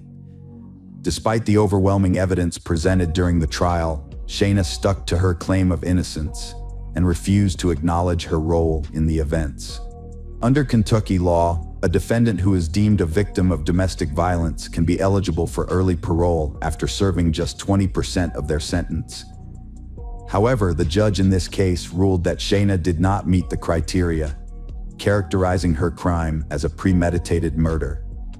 As a result, the judge handed down a 40-year prison sentence, making Shayna eligible for parole in 17 years, when she will be 41 years old in 2032. Shayna Hubers was sentenced, but she appealed for a new trial, which was granted by a judge in August 2016. The reason for the appeal was that one of the jurors had failed to disclose their felony conviction, which is against Kentucky law since felons are not allowed to serve on juries.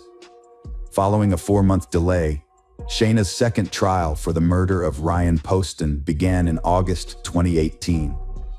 During the opening arguments, Shayna's defense attorney claimed that throughout her year-and-a-half-long relationship with Ryan, Shayna tried her best to make him happy. However, their romance suffered because of it. The attorney stated that on the very first night Shayna and Ryan met, he was violent toward her, both physically and sexually. This incident had a lasting effect on her, and it took her several weeks to respond to his messages after that. Shayna's defense lawyers claimed that her high school experience of sexual assault led to a history of alcohol abuse and promiscuity. They argued that this traumatic event contributed to her behavior on the night of the murder. The defense team aimed to create a sympathetic image of Shayna, highlighting her troubled past and arguing that she was not responsible for her actions on the night of the murder. They sought to challenge the prosecution's narrative, suggesting that her behavior was the result of a combination of factors, including a history of abuse and a toxic relationship with Ryan. The defense portrayed Shayna as a victim of domestic violence at Ryan's hands, rather than as a cold-blooded murderer. They claimed that her actions were driven not by a desire for revenge or financial gain, but by years of abuse by her former partner. According to the defense, Ryan constantly criticized Shayna about her weight and chest size, pressuring her to enlarge her breasts. This constant pressure contributed to her low self-esteem and feelings of inadequacy, the defense argued. The defense claimed that Ryan and Shayna's sexual relationship was troubled, marked by frequent disagreements and frustration from both parties. According to the defense, Ryan yearned for a more romantic and intimate connection, but this desire was not fulfilled, leading to a growing rift between them. To support this claim, the defense presented evidence that Shayna had sought an injection to improve her romantic life, which was meant to address the couple's sexual difficulties and strengthen their bond. However, the defense argued that Ryan's consistent rejection and disinterest worsened the strain on their relationship, causing Shayna to become increasingly frustrated and isolated. Moreover, the defense alleged that Ryan often broke up with Shayna, only to engage in conversations with other women. In contrast, the prosecution stated that while Ryan Poston was not a perfect boyfriend, he was not abusive. They argued that Shayna did not act in self-defense when she fatally shot Ryan, but rather because he had ended their relationship that night. The prosecution claimed that it was time for Ryan to break up with Shayna, as she refused to leave him alone despite the breakup, demonstrating her inability to move on from the relationship. One of Ryan's co-workers testified that the breakup between Ryan and Shayna would be permanent this time because Ryan had always avoided breaking up with Shayna in person. According to the co-worker, Shayna had made every effort to keep Ryan. The prosecution presented text messages in which Shayna told her friends that she and Ryan's romantic encounters had brought them closer together. However, Shayna testified that these encounters had actually driven them apart. In another text message exchange, Shayna asked Ryan for sex, but Ryan was taking antidepressants, which had reduced his sex drive due to the medication's side effects. However, when Shayna testified, she claimed that Ryan had forced her into sexual intercourse. After 5 hours of deliberation, the jury found Shayna guilty of murdering Ryan, despite contradictory testimonies and conflicting evidence. During the sentencing hearing, Shayna's mother emotionally addressed the judge, sharing stories of her daughter's singing talent, which had earned her multiple college scholarships.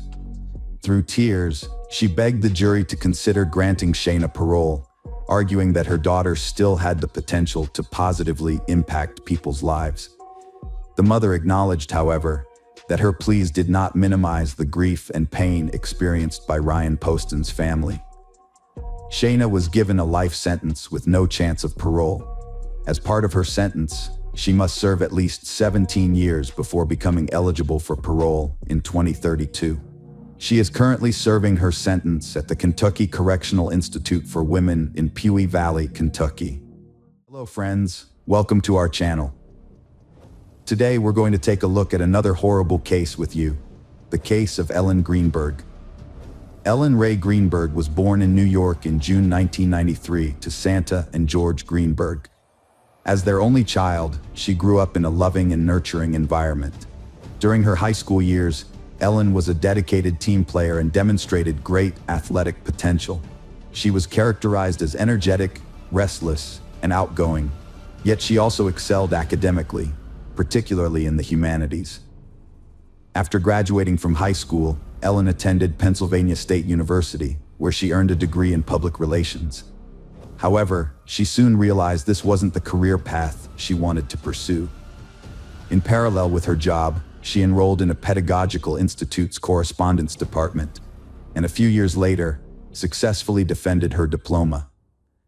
Ellen then relocated to Philadelphia, where she landed a job as a junior high school teacher. Ellen's life was thriving, according to her relatives. She was bursting with enthusiasm, making ambitious plans for the future, and absolutely loved her work with students. It was during this period that she met Samuel, also known as Sam Greenberg, a young man from a wealthy and prominent family in the city. Sam's parents ran a large business, and his uncle was renowned as one of the top lawyers in the state. The two met in 2009 at a party through mutual friends and instantly clicked. Their friendly banter soon turned into a whirlwind romance, and they decided to move in together shortly after. As the clock struck 2011, on New Year's Eve, Sam proposed to Ellen, and the couple began making preparations for their spring wedding that same year. The news was met with joy from both families, and it seemed that nothing could come between the happy couple. Ellen threw herself into the delightful tasks associated with wedding planning, including drawing up guest lists, sending out invitations, choosing a venue and decorations, trying on wedding dresses, and organizing their honeymoon. Notably, Ellen took the reins on these preparations, with the groom seemingly uninvolved, although their loved ones didn't think much of it at the time. On January 26, 2011, a severe snowstorm hit the city.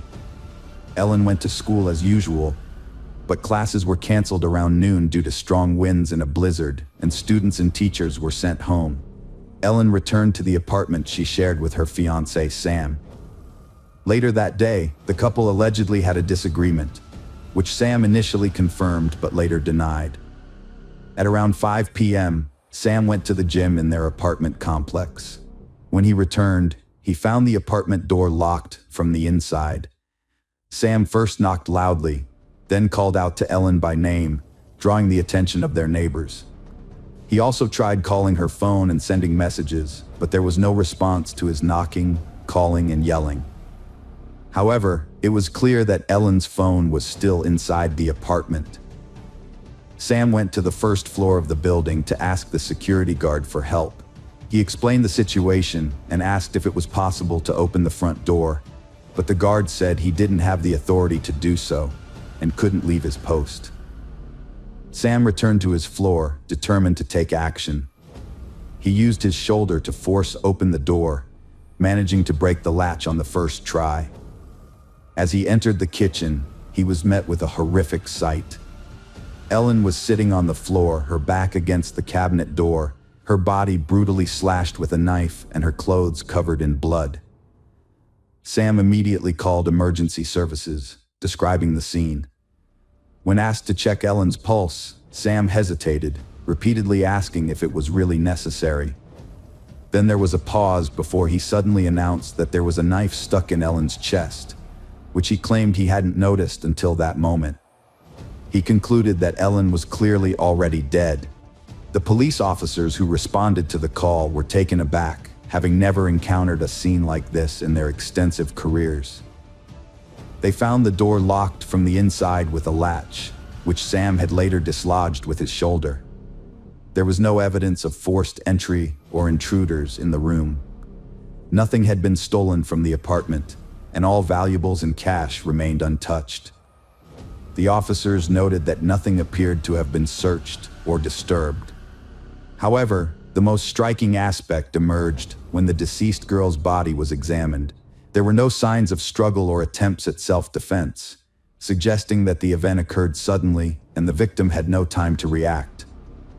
The body bore approximately 24 stab wounds of varying depths, with the fatal blow delivered to the heart, claiming Ellen's life. The investigation's gross negligence in examining the crime scene and the victim's body will be revisited later. This oversight allowed crucial evidence to go undetected, permitting a potential perpetrator to remain at large. What was even more bizarre was the police's behavior, who, even before the medical examination, seemed to think that Ellen's injuries were self-inflicted. The fact that Ellen had been experiencing panic attacks and was seeing a psychologist and was on prescription medication led them to believe that she had attempted to take her own life. Ever since she had started suffering from an anxiety disorder, Ellen had been prone to panic attacks. The situation was so severe that she had sought professional help from a psychologist. She tried not to burden her family with her concerns, and they, in turn, had attributed the changes in her behavior to pre-wedding stress and excitement. The psychologist who worked with Ellen had prescribed her 2 medications to help manage her anxiety, which she took regularly.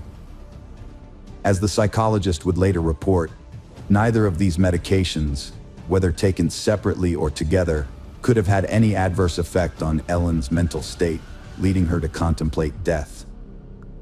The specialist also noted that, despite her anxiety, Ellen had never had such dark thoughts. Ellen's friends and colleagues observed a change in her behavior after she moved in with Sam. She became anxious, restless, and hesitant to make decisions without consulting him. Whenever faced with a situation, Ellen would say she needed to discuss it with Sam and couldn't give an answer without his input.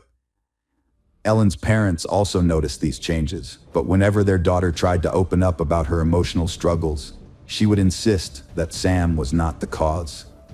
Interestingly, 3 weeks before the tragedy, Ellen told her mother that she wanted to quit school, drop everything, and move back to her parents' house. Her mother was taken aback but reassured Ellen that she was always welcome to return home, no questions asked. However, Ellen never mentioned it again. Later, it was suggested that after the couple moved in together, Sam became violent towards his fiancée, and she lived in fear, too afraid to confide in anyone about the abuse. Although the psychologist Ellen saw did not confirm or deny this, they observed that Ellen struggled to put her feelings into words and describe what was troubling her.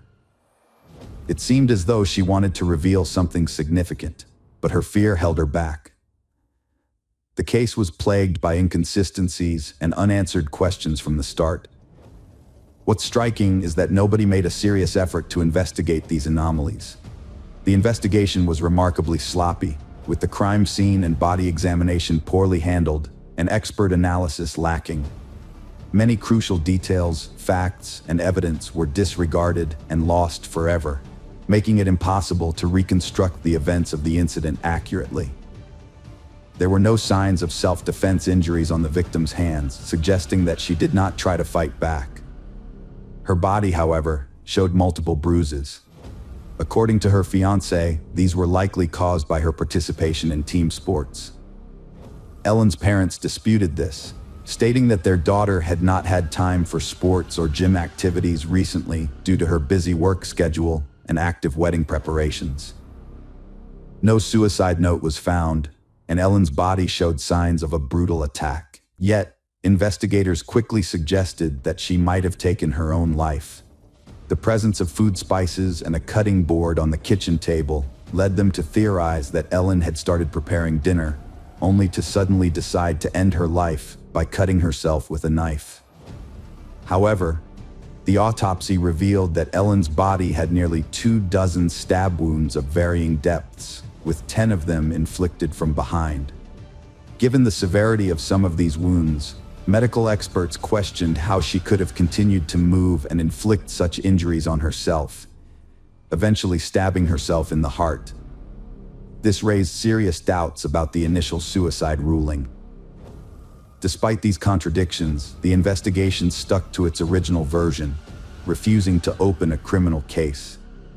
The main reason cited was the lack of evidence of an intruder in the apartment and the absence of any signs of self-defense. Some concerns were raised about the possibility of forced entry into the apartment due to the unusual latch on the inner part of the door.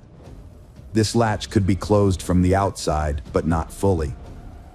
If the latch had been fully closed from the inside, it would have been impossible to break it open with a single shoulder blow without damaging the doorway.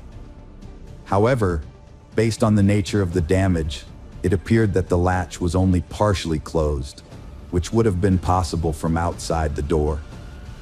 Sam testified that he sought help from a security guard, who accompanied him upstairs and witnessed him kicking down a door. However, the guard disputed this, stating that he never left his post.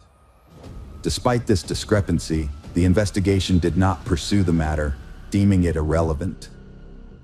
The investigation reviewed footage from a single surveillance camera leading to the gym, which showed Sam walking towards the gym and then returning. Although it is possible that Sam exited through another passage and returned to the gym during the intervening time, his alibi was not investigated, and potential witnesses who could confirm or deny his presence at the gym were not interviewed.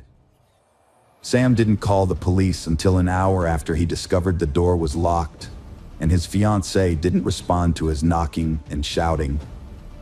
When he finally made the call, the officer who took it noticed that Sam was acting strangely, despite his frantic screams and wails. The specialist was suspicious of Sam's behavior, thinking it was an act, because although he was calm enough to answer questions, his voice wasn't shaking when asked to start administering first aid. At first, Sam questioned the need to do so, then calmed down, and finally mentioned a knife stuck in his girlfriend's chest, which he claimed not to have noticed earlier. It's worth noting that before calling the police, Sam called his parents and his lawyer uncle, who arrived at the apartment before the police and went with Sam to the station to make a statement. The next day, Sam and his uncle went back to the sealed-off apartment to collect some personal belongings, taking all of Ellen's electronic devices, 2 laptops, a phone, and a tablet. A few days after the investigation began, detectives unexpectedly decided to examine the devices in question, only to discover that the search history contained queries related to suicide. When police officers arrived at the scene, they conducted a brief investigation and hastily concluded that Ellen had committed suicide. Even when new evidence came to light, they refused to reconsider their initial ruling. The sequence of events surrounding Ellen's wounds couldn't be determined, but it was clear that the fatal blow was to the heart. The medical examiner who performed the autopsy found this unusual and decided to conduct a further investigation. He sent a sample of Ellen's spine to a specialist to determine if her spinal cord was damaged. If it was, Ellen would have been paralyzed and unable to inflict the fatal wound herself. However, the specialist suddenly changed his mind, abandoned the investigation, and claimed that the spinal cord was intact. Despite this, the report was never attached to the case files. The authorities also overlooked the fact that, despite the extensive wounds on Ellen's body, there was very little blood at the scene, suggesting that someone may have cleaned it up. No one bothered to search for potential signs of blood being washed away. The luminol that could have been used to detect blood traces was ignored. Additionally, the trash cans in the apartment were not examined, which meant that any potential evidence they may have held was lost forever.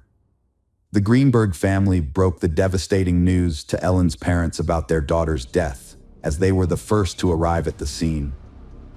Although Ellen's family lived several hundred miles away, they rushed to the location as soon as possible. Santa and George were in shock, refusing to accept that their daughter would take her own life. However, they were left with unanswered questions about the events of that night, and received only a vague conclusion with no criminal investigation. Frustrated, the Greenbergs family decided to launch their own inquiry with the help of independent experts. A private detective, intrigued by the case, offered his services for free. After reviewing the evidence, the detective concluded that Ellen's body had been moved after her death, evident from a dried blood trickle from her nose to her ear and smeared stains on the floor resembling drag marks. Furthermore, a guard recalled that Sam, who had sought help, was wearing boots, not a tracksuit as he had claimed. Despite the presentation of new evidence and witness testimony, the parents of the deceased were once again refused a criminal case or further investigation. In addition, they were refused access to case files, which included a recording of Sam's phone call to the police and surveillance footage. Years later, a young officer joined the county's homicide unit as an assistant prosecutor. Having heard about the unsolved and unusual case while studying at the university, he decided to conduct a further investigation.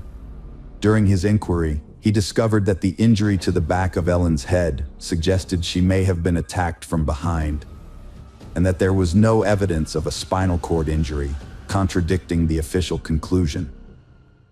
After re-examining the preserved spine fragment, An independent specialist concluded that the spinal cord had suffered damage in multiple areas, making it impossible for Ellen to have caused further harm to herself.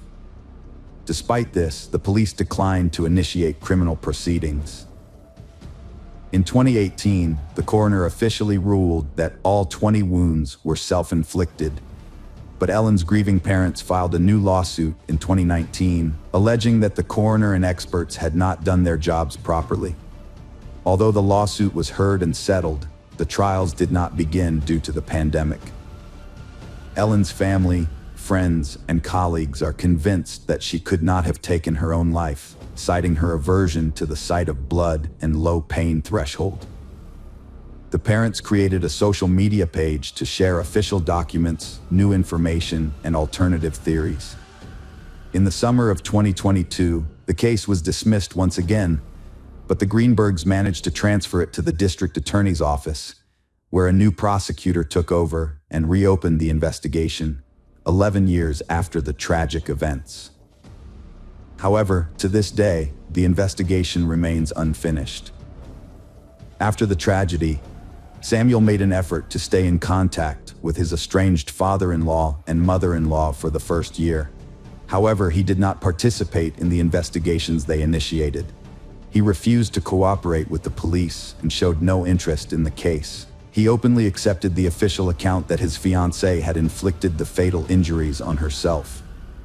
Samuel soon found comfort with another woman and married her just a year later. He and his new wife moved to a different state and ended all ties with the Greenberg family.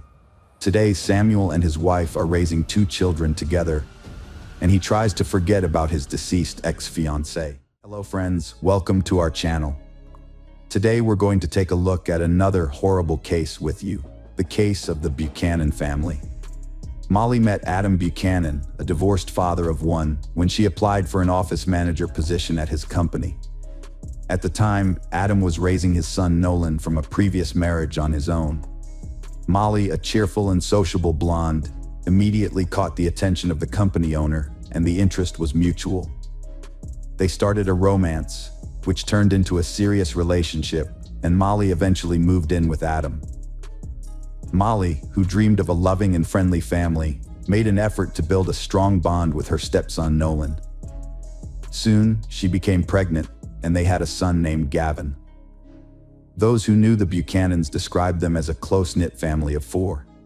Adam, who owned a construction company, earned a comfortable living, and the family even purchased a vacation property in El Dorado County, California, a small cabin on 19 acres in Greenwood. The cabin was rustic with no electricity, water, sewer, or gas, but Adam, being in the construction business, actively worked on remodeling it, and the family frequently visited the cabin. On September 13, 2015, at 10 a.m., the Garden Valley Fire Department responded to a wildfire in Greenwood Township, western El Dorado County, on Highway 193 between Coloma and Georgetown. Upon arrival, they found that the fire had destroyed 10 acres of the property, and the cabin had burned to the ground, with charred remains in the ashes. The fire department personnel left the scene untouched. At 11 a.m., firefighters alerted the El Dorado County Sheriff's Office to the fire scene, unsure of what they were dealing with. Initially, they suspected a pet might be trapped inside the house. However, upon arriving, the coroner faced a challenging situation. The house was still smoldering, making it impossible to inspect the interior. They had to wait for the flames to die down and the temperature to decrease. Once the coroner could examine the house, they detected the pungent smell of burnt flesh and soon discovered a human skull and charred torso. It became apparent that the tragedy had claimed a life. The officer called for backup, and additional officers from the sheriff's office arrived to conduct a meticulous investigation of the scene. The evidence led to an obvious conclusion: the isolated cabin, located in a remote area, was not the primary residence of its owners, but rather a vacation retreat. A Dodge truck and trailer were found on the adjacent property, and running the license plates could identify the owner. It was possible that the owner was the wildfire victim. It was quickly discovered that the vehicle and trailer belonged to Buchanan Construction, a company owned by Adam Buchanan. Buchanan, the owner, lived 160 miles away from the accident scene, a 3-hour drive from Bonita, California. This information supported the police's initial assumption that the house served as a country retreat for city dwellers who vacationed there to escape the hustle and bustle. It remained unclear who was inside, the company's owner, Mr. Buchanan, or someone else. The detectives began their investigation with the owner's name as their first clue. The Bonita police officer's task was to verify that all of Buchanan's family members were safe and at home. At the correct address, the officers arrived at the Buchanan's driveway, where they noticed a white Ford pickup truck. When they knocked on the door, Adam's 16-year-old son from his first marriage answered, looking surprised, and asked what had brought them to his doorstep. To avoid alarming the household, the officers decided to first establish who was present in the house. They didn't want to assume that the company car's disappearance was necessarily linked to the owner himself. It could have been taken by someone else from the company. Nolan Buchanan informed the officers that his father, Adam, had left for the weekend to his country estate, 160 miles away, with his partner Molly and their 8-year-old son Gavin, and they were expected to return in the evening. According to Nolan, his father had entrusted him with taking care of the house. Although the remains found in the cabin were not yet confirmed to be those of the Buchanans, the information gathered and the discovery of 2 sets of remains by the evening of September 13th were enough to declare the family missing. The El Dorado County Police visited Nolan's home on September 14th to question him further and determine who had perished in the fire. However, they were met by Adam's parents, Howard and Susan Buchanan, who explained that their son, the cabin's owner, regularly visited the property to perform his own repairs. The parents were extremely worried, having been unable to contact their son or daughter-in-law until then. The officers learned that the house relied on generators for power, but it had no electricity at the time of the incident. The presence of gas cylinders inside the cabin led to 2 possible theories. The fire could have been either an accident or intentional. By Sept 15th, investigators collected evidence, including debris from a nearby fire pit, which changed the case's direction. A skull with a bullet hole was found, revealing a homicide, not an accidental fire. Forensic DNA testing showed the bullet was lodged in the victim's thigh. The skull belonged to a child, making murder the primary focus. The fire was intentionally set to destroy evidence. Next, investigators sought to determine the circumstances. Burglary gone wrong, family suicide, or a grudge against Adam Buchanan of Buchanan Construction? Investigators pursued the theory that Molly's murder was a crime of passion, examining her life for enemies and her marriage for clues. As leads dried up, they focused on the troubled relationship, marked by abuse, sleeping apart, and intense arguments. Molly's mother feared they'd kill each other, yet Molly stuck with Adam, briefly fleeing with their son. The couple enjoyed hunting near home, where guns were common. Police suspected another fight escalated. One spouse shot the other, then took their own life. However, an inconsistency emerged. If the tragedy was caused by a conflict between the husband and wife, logic dictates that the instrument of the crime would be found near the remains of one of them. But this was not the case. Investigators theorized that the weapon might have been damaged in the fire, making it less conspicuous than expected. Over 5 days, forensic team members meticulously sifted through the ashes in the home, conducting a meticulous search. Despite their thoroughness, they did not find the expected result. No weapons were discovered in the house. By this time, the forensic examination results were in. The examination confirmed that the DNA of the bodies matched Adam Buchanan, Molly McAfee, and their 8-year-old son. All 3 victims had suffered gunshot wounds prior to the fire, and the angle of the bullet wounds ruled out the possibility of suicide. The lack of firearms suggested that a 4th person, unknown until then, was present in the house, shot the Buchanans, and the investigation had to start anew. police had no option but to turn to 16-year-old Nolan, the son of the deceased. Nolan informed the officers that his family had driven away in an old Dodge truck. According to Nolan, his father chose to use the company vehicle instead of his personal Ford, which was parked in the driveway, because the truck and trailer were already loaded with rocks to decorate the area around his country cabin. This was the truck that police found near the burned structure. When questioned about why he didn't accompany his relatives on vacation, Nolan reiterated that he had to stay behind to take care of the house and garden while his father and stepmother were away. Nolan also mentioned that there was a neighbor growing illegal marijuana on the edge of the Buchanan property, which had led to frequent arguments between his father and the neighbor, with his father demanding that the neighbor stop planting it and threatening to report the issue to the police. When discussing the family business, Nolan revealed the company's financial struggles, including downsizing and a significant reduction in employees from what his father had mentioned. The business debts were accumulating rapidly. The investigation now had valuable information and a suspect, specifically a neighbor, given the common link between violent crime and illegal drug cultivation in that area.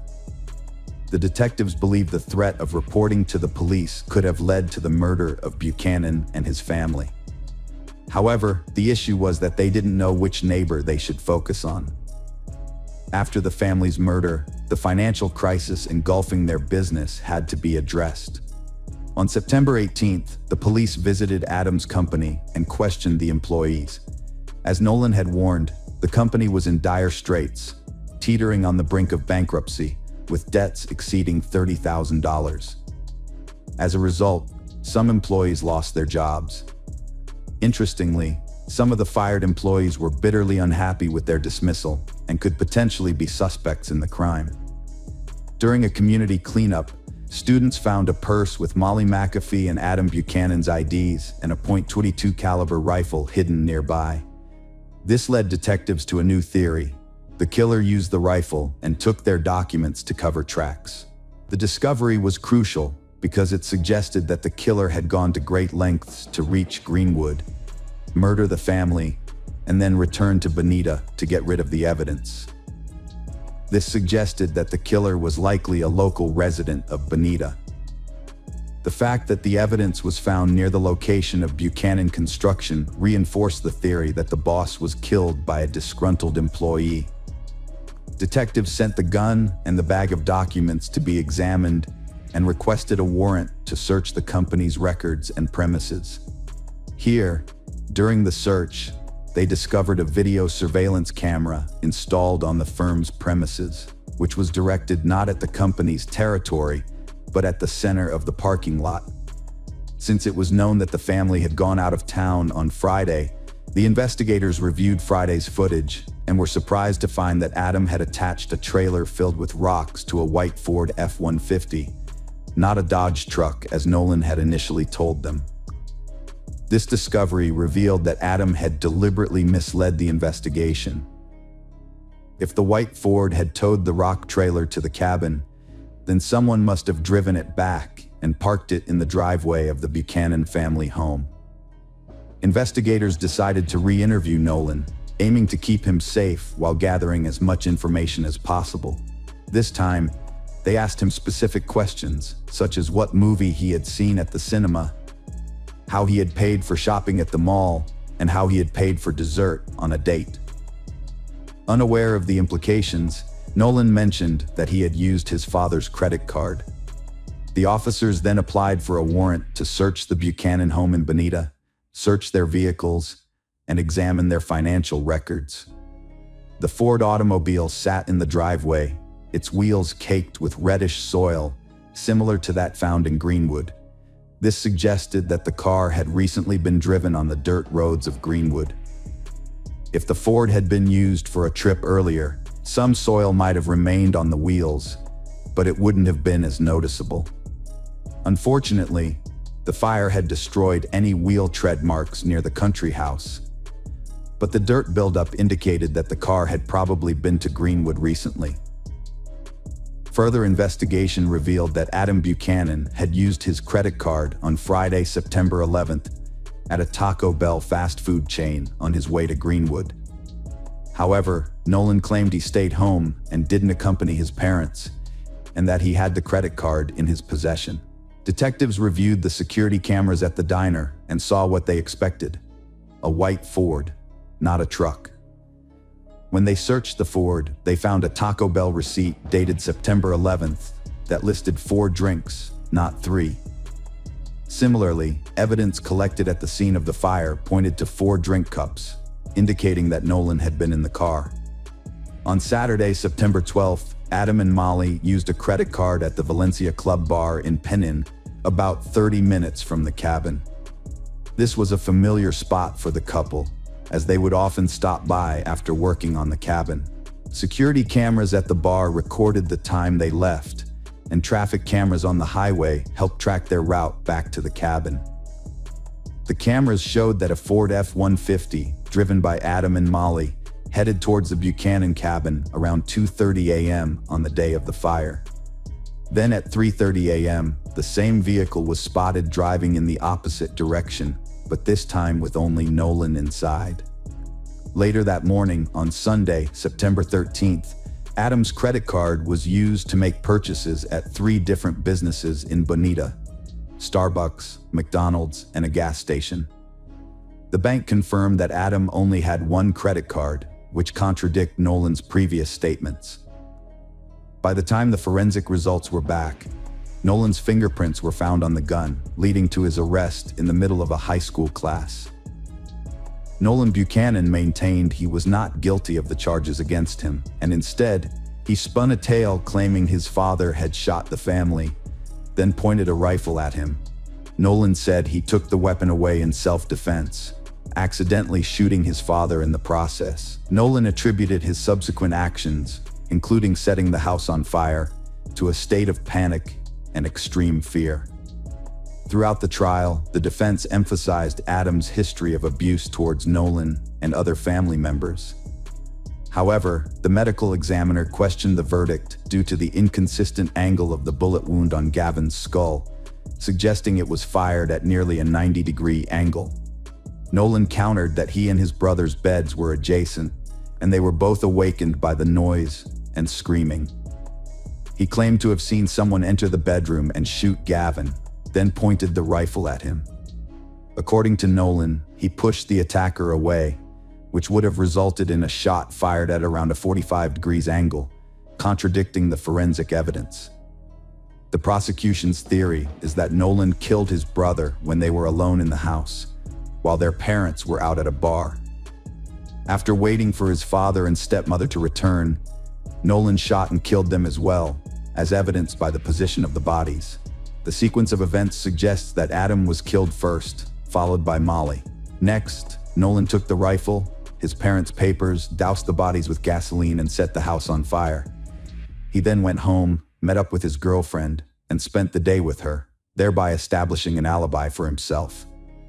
On July 13, 2018, a jury delivered a guilty verdict on 3 counts of first-degree murder against Nolan. As a result, he was sentenced to 150 years in prison, with the possibility of parole after 25 years. In announcing the sentence, Judge Kingsbury acknowledged the verbal and physical abuse Nolan had suffered, as well as the testimony that he killed his brother to spare him from further suffering at their father's hands. However, she also highlighted the premeditation of the crime, the subsequent arson, the creation of alibis, and Nolan's plans to take over the family business, which he had shared with relatives. The judge referenced Nolan's failure to comply with rules and erratic behavior, as reported by staff at the South Lake Tahoe Juvenile Treatment Center, where he was sent following his arrest. The judge informed Nolan that he, like anyone, has the opportunity to reform, and that if he exhibits good behavior, he may be eligible for parole in 25 years. Despite this, Nolan maintains his innocence, and if he is eventually granted parole, he will be required to pay a substantial amount of compensation to the victims, the exact sum of which has not yet been determined. Hello friends, welcome to our channel. Today we're going to take a look at another horrible case with you. The case of Lisa Harnum. Lisa Cecilia Harnum was born on June 12, 1981, in the Toronto suburbs of Canada as the second child in her family. She was raised alongside her older brother Jason, with whom she has always been very close. Their single mother, Joanna, brought them up independently, since their father left the family when they were very young and played no further role in their lives. Lisa and her brother had no memories of him. From an early age, Lisa grew up to be an active and purposeful girl. She participated in sports with her brother, attended martial arts classes, and enjoyed playing soccer and volleyball. However, her true passion was ballet, which she practiced at the dance studio for several hours daily. As a tall and slender child, Lisa's professional ballet training required a strict diet, which unfortunately had a detrimental effect on her growing body. During adolescence, Lisa developed anorexia as a result of her eating disorders. For a long time, she kept her problem hidden, believing she could overcome it alone. However, when her weight dropped to critically low levels, her mother intervened and had Lisa hospitalized for several months to recover and gain weight. After graduating, she pursued dancing classes and decided to enter the beauty industry. Alongside her university studies, she worked as a perfumer at a large cosmetics chain store, and in her free time, studied makeup and hairdressing techniques. When she turned 24, Lisa moved to Australia in 2005, driven by a desire for drastic change. She wanted to escape to a warmer climate and explore the world. On a one-year work visa, Lisa traveled to another continent. Her mother, Joanna, accompanied her for the first few months to ensure a smooth transition. Once satisfied that her daughter was settled, Joanna returned to Toronto, confident that Lisa could take care of herself. Lisa settled in Sydney, renting a cozy apartment, and soon landed a job at a small local cosmetology company. Once her visa expired, she made the decision to make Australia her permanent home. To achieve this, she first extended her stay for another year, and then began preparing the necessary documents required to obtain Australian citizenship. Lisa faced challenges in her personal life, partly due to her preference for older men, possibly stemming from her absent father figure. In 2006, she started a romance with a coworker nearly twice her age at Sydney Cosmetics. They moved in together, and her family approved. They traveled extensively, but eventually broke up a year after their engagement, with the age difference likely a factor. In 2010, Lisa graduated from the Sydney College of Stylists and landed a job as a hairdresser at a popular beauty salon, where she swiftly earned the respect of her colleagues and the trust of her clients. Around the same time, she started dating a new boyfriend, but their romance was short-lived after Lisa discovered he was married. Refusing to get involved in destroying someone else's family, she ended the relationship promptly. Before that, at a party, her boyfriend had introduced her to his friend, Simon Gitney, a businessman. This chance encounter would ultimately prove disastrous for Lisa. Born in December 1973 in Maryland, Simon Gitney came from a large, religious family of Lebanese immigrants. Raised alongside 5 siblings in a strict, obedient household, Simon struggled to control his emotions and anger from a young age. He was possessive, intolerant of rejection, and prone to violent outbursts, which eventually led to serious legal troubles. At 18, Simon Gitney was first incarcerated for harassing his ex-girlfriend at her workplace. The store owner intervened, but Simon returned with friends, assaulted the owner, and was subsequently arrested. Due to good behavior, he only served a few months before being released on bail. 3 years later, Simon was arrested again, this time for theft. He resisted arrest, engaged in a violent struggle, and bit off a policeman's earlobe. Although he faced a severe prison sentence, the pastor of the Lebanese Christian church, which his family belonged to, intervened on his behalf. As a result, Simon served only a year and a half in prison. In 2000, Simon was arrested for drugs. He served 2 years of a 4-year sentence. After his release, Simon transformed his life. He co-founded a luxury shoe business, invested in real estate and a premium car, and hid his criminal past from others. Simon and Lisa exchanged numbers at a party and started chatting. When Lisa complained about her living situation, Simon offered her a free room in his apartment while she looked for a new place. Despite her mom's concerns, Lisa moved in, thinking Simon might be gay due to his appearance and piercings. They lived separately for months, but grew closer over time, and a romance blossomed. Simon, 37, and Lisa, 28, were a couple. To Lisa, Simon seemed like a charming prince from a fairy tale. He was outgoing, cheerful, and lavished his love with gifts and surprises. They went everywhere together, including the elite sports club, which Simon had been attending for years. Lisa thought she had found her soulmate and would live happily ever after with him. She couldn't stop talking about him to her mom, brother, and friends, unaware that their fairy tale was about to come to an end. Simon's behavior changed 6 months in, but Lisa didn't notice. He distanced her from friends and family, erased her boundaries, and tried to control her views and tastes. He convinced her to quit her job at a beauty salon where she was happy by throwing a scene and forcing her resignation. A month and a half after that, the couple relocated to a luxurious 15th floor apartment in an elite residential complex. Unbeknownst to Lisa, the apartment was heavily equipped with hidden surveillance cameras. Simon gifted Lisa an expensive smartphone and laptop, pre-installed with spyware that enabled him to monitor her messages, emails, and calls, as well as track her every move. He also gained access to her social media accounts, giving him the power to delete friends, posts, and photos at will. Katani's control over Lisa's life intensified daily, but he cleverly made it seem as though Lisa was voluntarily complying with his demands. He had invaded every aspect of her life, eliminating any semblance of privacy. Katani dictated Lisa's appearance, forbidding her from wearing makeup, claiming it made her look tacky, and instead bought her dull gray and black clothing, discarding her old outfits as too revealing. He restricted her movements, only allowing her to leave the apartment accompanied by him, and solely visiting places of his choice. He even banned her from going to the gym, instead purchasing expensive exercise machines, citing that she could now work out from home.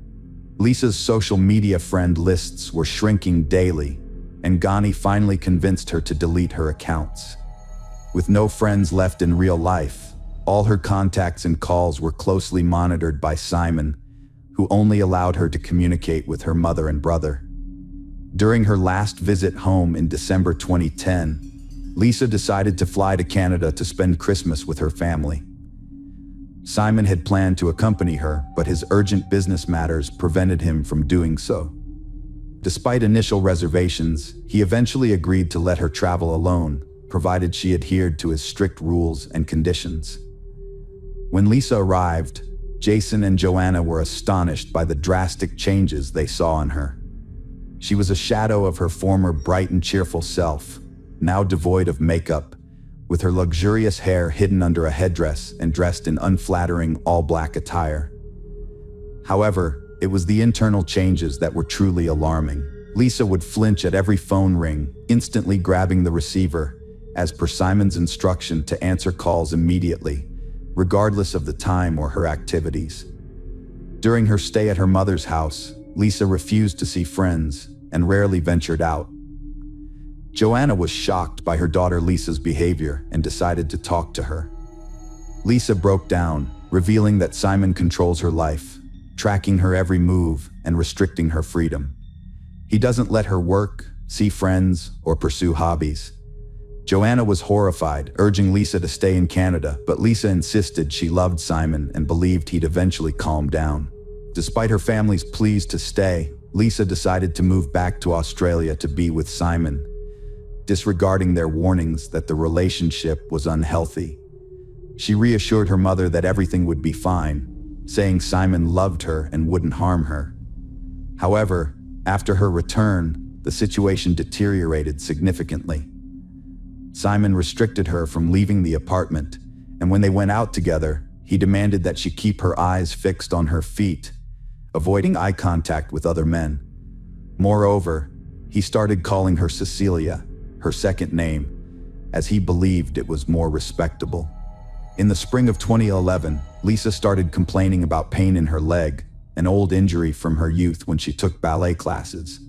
Instead of taking her to the hospital, Ghani hired a female physical therapist to give Lisa massages 3 times a week at their home. The therapist soon became Lisa's closest friend and confidant, and Lisa openly shared her concerns about her difficult situation with her. On June 12th, Simon organized a birthday party for Lisa at the most expensive restaurant in Sydney, but the guest list only included his relatives and close friends. Lisa wasn't allowed to invite anyone she wanted, making it an isolating celebration. At the end of the evening, Simon proposed to Lisa by putting a ring on her finger. She accepted, but her tears were not of happiness. Instead, they were tears of desperation and hopelessness, noticeable to everyone present. Back home, Lisa called her mother and tearfully shared the news of her engagement. However, her mother, Joanna, was not pleased with the announcement. She tried to convince Lisa to end the relationship and return to Canada as soon as possible. Lisa asked her mother to avoid discussing this over the phone, as she had already realized that her fiancé, Simon, was eavesdropping on their conversations. Lisa attempted to focus on the upcoming wedding and started making plans. When she tried to discuss the details with Simon, he curtly dismissed her, informing her that he would select the venue, choose her dress, and create the guest list. Lisa felt utterly powerless, having no say in the matter. During a subsequent physiotherapy session, Lisa confessed that she couldn't continue like this, but felt trapped because Simon refused to let her go. The physiotherapist and Lisa devised a plan. At each session, Lisa would secretly pass some of her belongings to the therapist for safekeeping, all while ensuring Simon remained unaware of her actions. On July 28th, Simon rushed out of the house, leaving his laptop behind, which was unusual for him since he always carried it with him. Lisa seized the opportunity to investigate, and her worst suspicions were confirmed. She discovered a spyware program on the laptop, which Simon had used to obtain all her phone data and recordings of her conversations with her mother. Even more disturbingly, she found surveillance footage from the security cameras installed in every room of their apartment. On the same day, Lisa used her physical therapist's phone to call her mother and begged her to take the next available flight to come and rescue her from the apartment. However, Joanna couldn't drop everything immediately. She needed time to arrange a shift swap with a colleague. In hindsight, Joanna would always regret this delay. Back home, Simon quickly realized that his fiancée had discovered the spyware on his laptop. Lisa broke down in tears, trying to understand why Simon would do such a thing, but he justified his actions by claiming they were for her own good. On July 29th, an intense conversation took place between the young couple, a recording of which would later be presented in court. Lisa was overcome with emotion and asked to leave, but Simon remained calm and assured her that this would never happen, suggesting that she was suffering from mental health issues. On the morning of July 30th, 2011, Lisa woke up early, got dressed, and gathered her important documents and belongings in her purse. She locked herself in the bathroom and made a final phone call to her mother, warning her that if anything bad happened to her, it would be Simon's fault. It seemed Lisa was attempting to sneak out of the apartment while Simon slept, but unfortunately she was unsuccessful.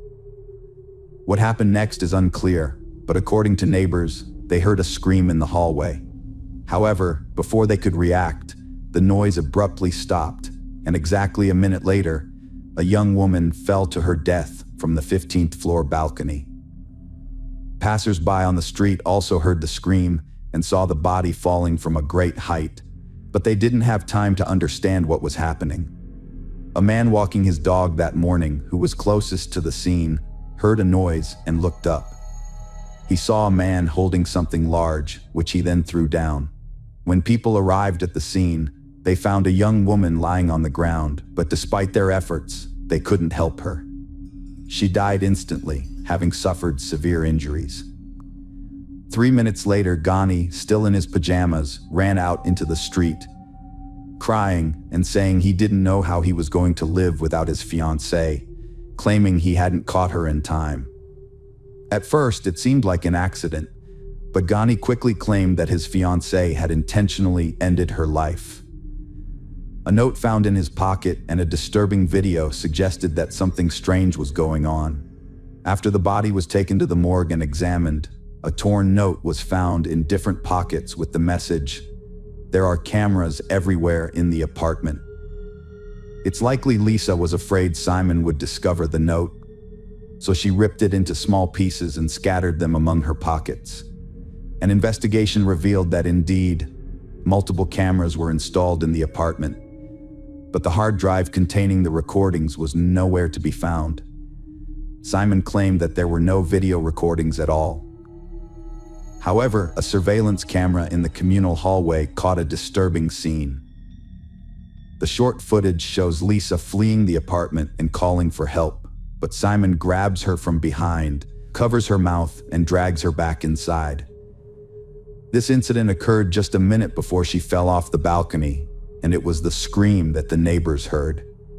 Ghani's laptop contained a recording of a conversation between Ghani and Lisa from the night before the tragedy, as well as spyware that Simon used to monitor his fiancée's activities.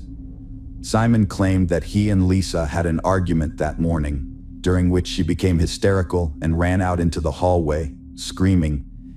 He said he managed to bring her back inside because he didn't want to attract the attention of their neighbors. According to Simon, he then tried to call Lisa's mother, but she ran out to the balcony and jumped to her death just as he was doing so. Simon admitted that Lisa had previously threatened to take her own life, but he hadn't taken her warning seriously.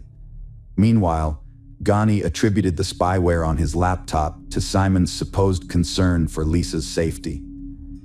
During the trial, Simon was accompanied by Rachel Louise, a 22-year-old model who bore a striking resemblance to his late fiancé.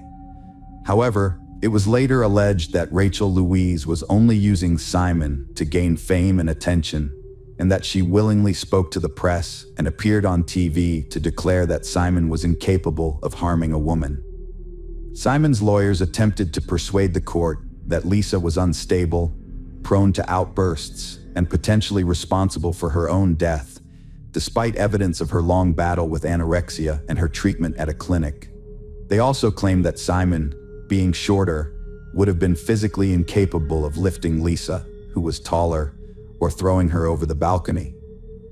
However, a gym trainer, who regularly saw Simon, testified that he was much stronger than he appeared and could easily have lifted Lisa, contradicting the defense's claims. This was further supported by the absence of Lisa's fingerprints on the railing and glass barrier, which suggested she could not have jumped without touching them. Additionally, the physiotherapist who had been confided in by Lisa and received her belongings in the hope of escaping her abusive relationship testified in court, providing crucial evidence. In the end, Ghani was found guilty of murdering his fiancée and sentenced to 26 years in prison, with the possibility of parole after 18 years. After the verdict was announced, Rachel Louise became enraged and started insulting the judge, which led to her removal from the courtroom. Simon and his legal team attempted to appeal the court's decision, but all their efforts were unsuccessful, and the verdict stood. Following the verdict, Rachel ended her relationship with her boyfriend, citing in an interview that it was challenging to maintain a relationship while he was incarcerated, although she still believes he is innocent. Hello friends, welcome to our channel. Today we're going to take a look at another horrible case with you. The case of Kelly Clayton. Kelly Clayton, also known as Kelly Stage Clayton, resides in Cotton, New York. Kelly Clayton had a promising life ahead of her. In high school, she was an exemplary student, excelling academically and serving as a role model for her peers. Her academic achievements were impressive, and she passed exams with ease. Despite her academic focus, Kelly's appearance was often described as model-like, and she could have pursued a career in modeling if she had chosen to do so. Following high school, Kelly enrolled in a teacher training university to become a chemistry teacher, which brought immense pride to her parents. However, after a few years, Kelly suddenly lost interest in her studies. It is unclear what triggered this change, but she eventually withdrew from the university and informed her parents that she no longer wanted to pursue a teaching career. Kelly felt that she was too young to be confined to a life of grading notebooks and managing classrooms. Instead, she expressed a desire to travel and experience life to the fullest. Her parents were disappointed and upset by her decision, leading to a 6-month estrangement from their daughter. Kelly's life took an unexpected turn when she met Tom Clayton at a party hosted by mutual friends. Tom was immediately smitten with Kelly and began showering her with attention. His athletic physique and attractive appearance made him a standout, which wasn't surprising given his successful hockey career. As a semi-professional player for the Jackal team, Tom was known for his strength and aggression on the ice. However, he realized his hockey career would eventually end due to physical limitations. Tom would have to retire and enjoy the game from the sidelines, either by attending live matches or watching his favorite team on television. They continued with their lives, starting by returning to New York to get married. They then moved to North Carolina and eventually settled in the small town of Cato, which had only a few thousand residents. Tom started a franchise that specialized in rebuilding houses damaged by fires or disasters. He also worked for a friend's company in a related field. Kelly, on the other hand, had dropped out of university and was working as a waitress. Although she changed jobs, she continued to work even after having 2 children. Tom's income was sufficient for the family, and Kelly could have quit her job to care for their daughters, but she chose to continue working to earn extra money. She used this extra income to buy toys and pamper her children. On September 28, 2015, Tom went to play poker with his friends, the Millers, as he usually did. He preferred to attend these gatherings alone, as playing for money required a certain level of skill and experience. Additionally, someone had to stay home with the children, and bringing the whole family would have turned the evening into a noisy and chaotic affair, detracting from the enjoyment of the game. That evening, Tom was on a losing streak, but instead of giving up, he tried to win back his losses. He suggested that anyone who wanted to stay and play until morning was welcome to do so, but no one took him up on the offer, and he ended up going home. At home, a horrific scene unfolded before Tom's eyes. His wife lay in a pool of her own blood, severely beaten and, at first glance, appeared lifeless. Panicked, Tom frantically searched the rooms for his children. Fortunately, they were unharmed but terrified. He quickly scooped up his daughters and rushed to his neighbor Derek's house, desperate to shield them from the gruesome sight of their mother's battered body. From Derek's house, Tom called the police, struggling to process the chaos. The officer who arrived at the scene found Tom kneeling beside his wife's body, attempting to administer CPR. However, the emergency medical technicians soon intervened and pulled Tom away, revealing the devastating truth: Kelly had been deceased for an extended period, and nothing could be done to revive her. The house was in disarray, with blood covering both floors. The bedroom showed signs of an intense struggle between Kelly and her killer, who carried out the brutal act despite the presence of children in the house. It appeared Kelly had been pushed down the stairs, as evidenced by the broken banister, and brutally beaten with a blunt object until the killer was certain she was dead. No signs of knife or gunshot wounds were found. The officer filming the crime scene observed that Tom seemed lost and in shock. He wandered aimlessly, briefly entering the room before exiting, and was unable to provide the officer with basic information, such as the location of the children's room or the emergency exit. However, when asked about his whereabouts during the murder, Tom calmly stated he had spent the evening at a friend's house playing poker. The officer, failing to obtain clear information from Tom, proceeded to question the neighbor and the children. Tom's eldest daughter, Charlie, described the perpetrator as a robber. According to Charlie, she and her sister were drifting off to sleep when they heard their mother scream loudly from the next room. Their mother yelled, "Charlie, run away from here," and then the whole house shook violently. They cautiously left their room and saw the perpetrator leaning over their mother, beating her with what looked like a hammer. They ran back into the nursery, blocked the door with a small nightstand, and hid under the bed. Fortunately, the perpetrator wasn't looking for them, as the nightstand wouldn't have been enough to stop him. When asked to describe the perpetrator, Charlie said he was big, like a bear. He wore blue jeans, a black shirt, and a mask similar to the one her father wears when hunting. Charlie also noted that the perpetrator's eyes looked like her father's, but she didn't remember anything else, as she only caught a brief glimpse before getting scared and running away. Police officers investigating the house couldn't find evidence to support her claim that the perpetrator was a burglar. There were no signs of forced entry at the front or back doors, but the garage gate was open, which could have been an entry point. However, nothing was stolen from the house, including jewelry and cash, and the cabinets were all closed. This was unusual, as burglars typically search every area. Officers quickly suspected that Tom, was involved in the murder. They believed he was pretending to be a grieving husband and had actually killed his wife to collect insurance payments. If Kelly's life was insured, Tom could potentially receive up to $1 million. The police just needed to gather evidence to solve the case, especially since the daughter mentioned that the perpetrator's mask and eyes resembled her father's. However, the police couldn't find the hunting mask in the house. After discovering Tom's whereabouts on the night in question, the police interviewed the other poker players. One of Tom's friends was incredulous. "You think Tom is the killer? That's unbelievable. His wife was just murdered, and instead of finding the real culprit, you're focusing on him." Another friend, less emotional, chimed in, "Tom couldn't have done it. He worked 2 jobs non-stop because he loved Kelly and their kids. It's just not possible. Besides, he was with us the entire night, playing poker.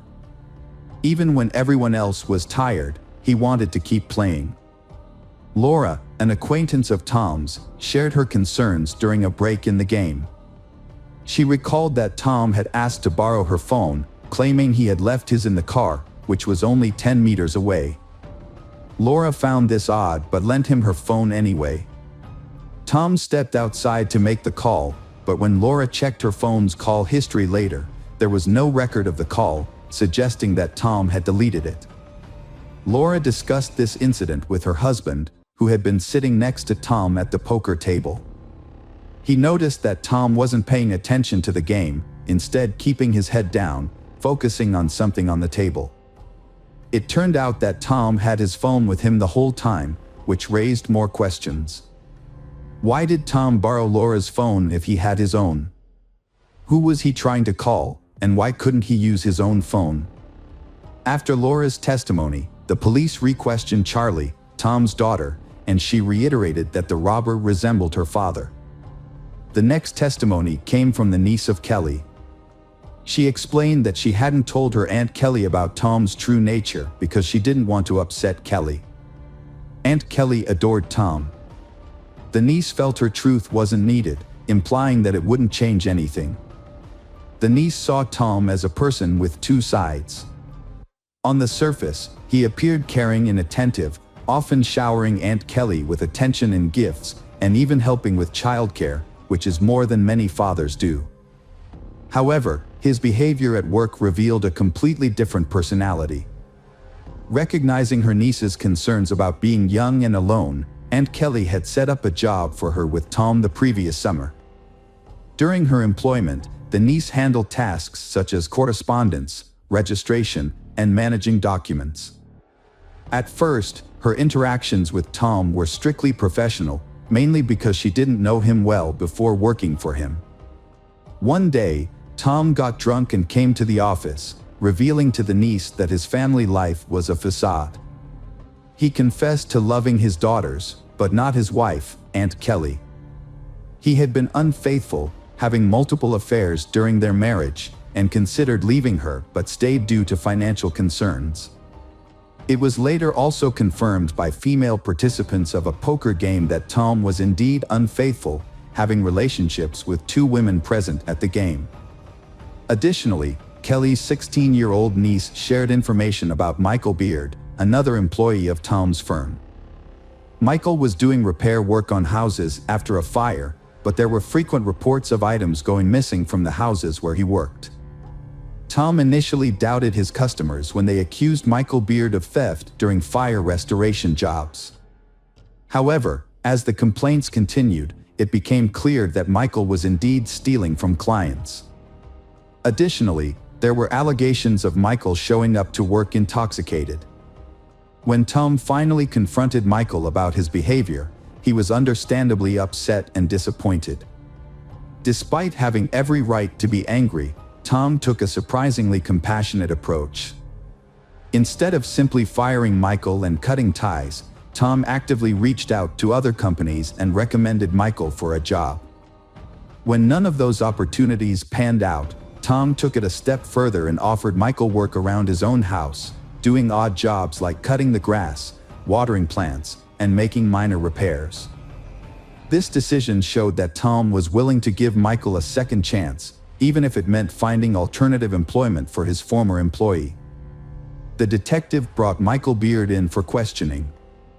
Michael claimed he only stole because he and his family were in dire need of money. He expressed his gratitude towards Tom, his former employer, who had always defended him. Michael also praised Tom's wife, who had shown kindness by feeding him and giving his children old clothes. However, the investigation took a turn when Michael's wife, Holly, was interrogated. She revealed that Tom had offered Michael a job, which Michael had not mentioned earlier, and promised to pay him $10,000 for it. This new information raised suspicions about Michael's alibi. He was called back to the station and hooked up to a lie detector. The test results indicated that Michael was lying, and he eventually cracked under pressure and began to confess. The investigation was sparked by the death of Kelly, which had shaken Michael. He had even attended church to pray for her soul, showing that he was genuinely distraught by her passing. Despite initial doubts about his involvement, the police had released him after the first round of questioning. However, Holly's testimony changed everything. Tom promised Michael $10,000 to kill his wife, Kelly, and make it look like an accident. The plan was for Michael to sneak into the house while Tom was playing poker, strangle Kelly, and then start a fire to cover up the crime. The house was insured for a large sum of money. Michael found 2 cans of gasoline waiting for him in the garage, which he would use to set the fire. He quietly entered the house while everyone was asleep. He crept upstairs to Kelly's bedroom, but she was either awake or woken by the sound of the door. She saw Michael and began screaming. Kelly's screaming startled Michael, and he tried to strangle her. However, Kelly was stronger than she appeared and fought back. A fierce struggle ensued, moving from the bedroom to the kitchen. Michael was surprised by Kelly's strength, which made the fight much more intense than he had anticipated. Michael was in a state of shock and panic, flailing his arms wildly and grabbing at Kelly's clothes, unable to focus on the fight. In contrast, Kelly was fighting for her life, accurately aiming her blows at Michael's face. If the police had arrived at Michael's location sooner, they would have seen evidence of the beating he had taken. After a prolonged struggle, Michael slammed Kelly's head into the wall with great force, knocking her to the ground. She was unable to get up for some time. Michael then produced a hammer and continued to strike Kelly's head until she showed no signs of life. Consumed by rage and panic, Michael fled the house, forgetting that Tom had instructed him not only to kill Kelly but also to set fire to the house to conceal the crime. Mark Blanford, Michael's accomplice, was just the driver. Knowing Michael from working together and staying with him, Mark had not been surprised when Michael, known for petty theft, had asked him to drive during a break-in. Mark had mentioned that he had initially wanted to decline Michael's request, but that the offer of $500 had been tempting. After some deliberation, Michael had convinced him to participate. Michael's plan had been to rob a businessman, and he had needed Mark's assistance to make a quick getaway before the police arrived. Michael had also promised to help with the car. Mark had eventually agreed, but only on the condition that he could park the car at a safe distance from the house. Michael had accepted this condition.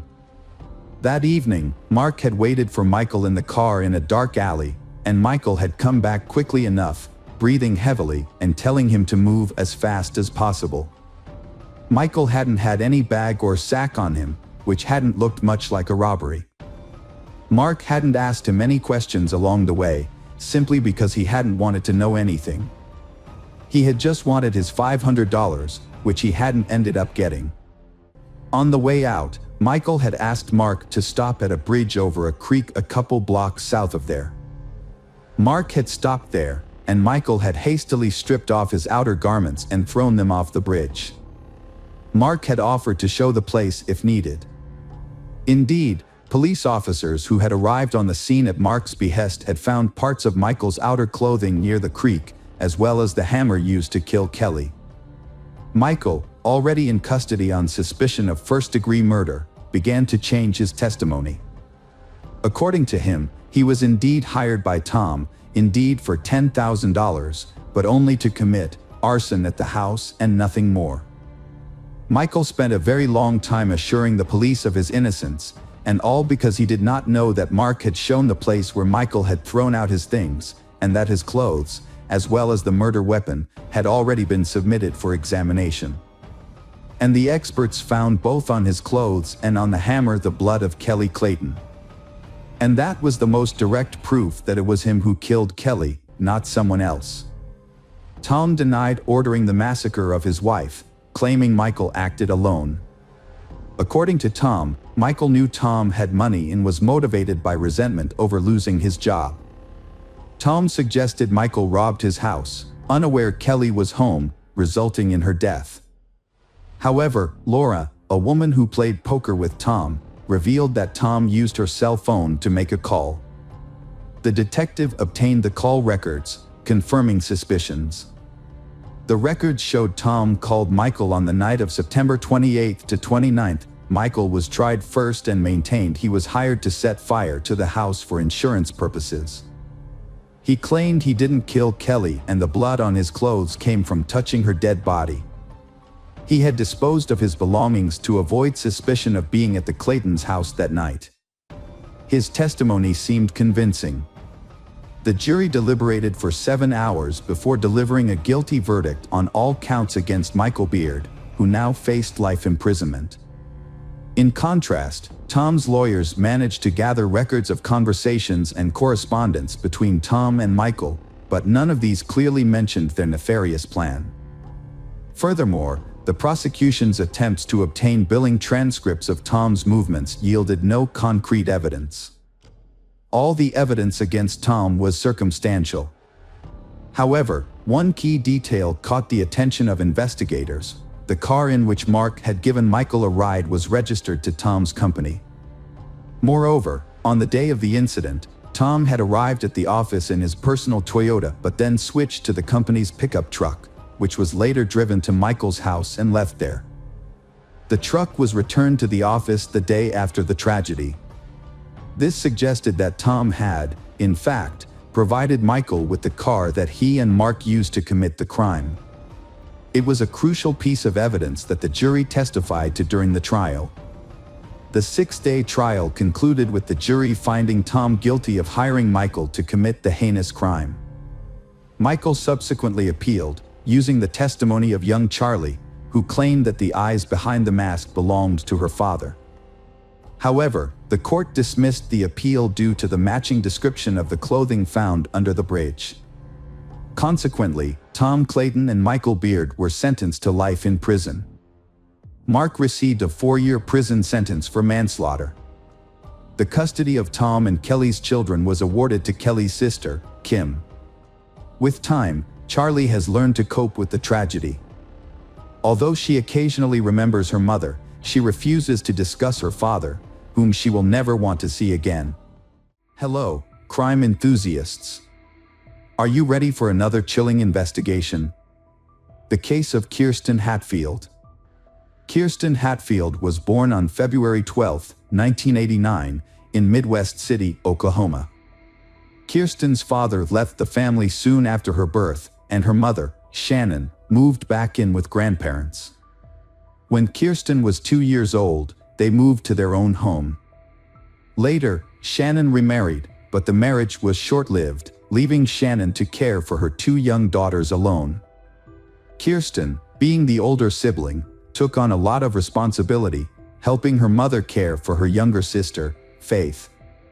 Kirsten and Faith shared a bedroom, while their mother slept in the adjacent room.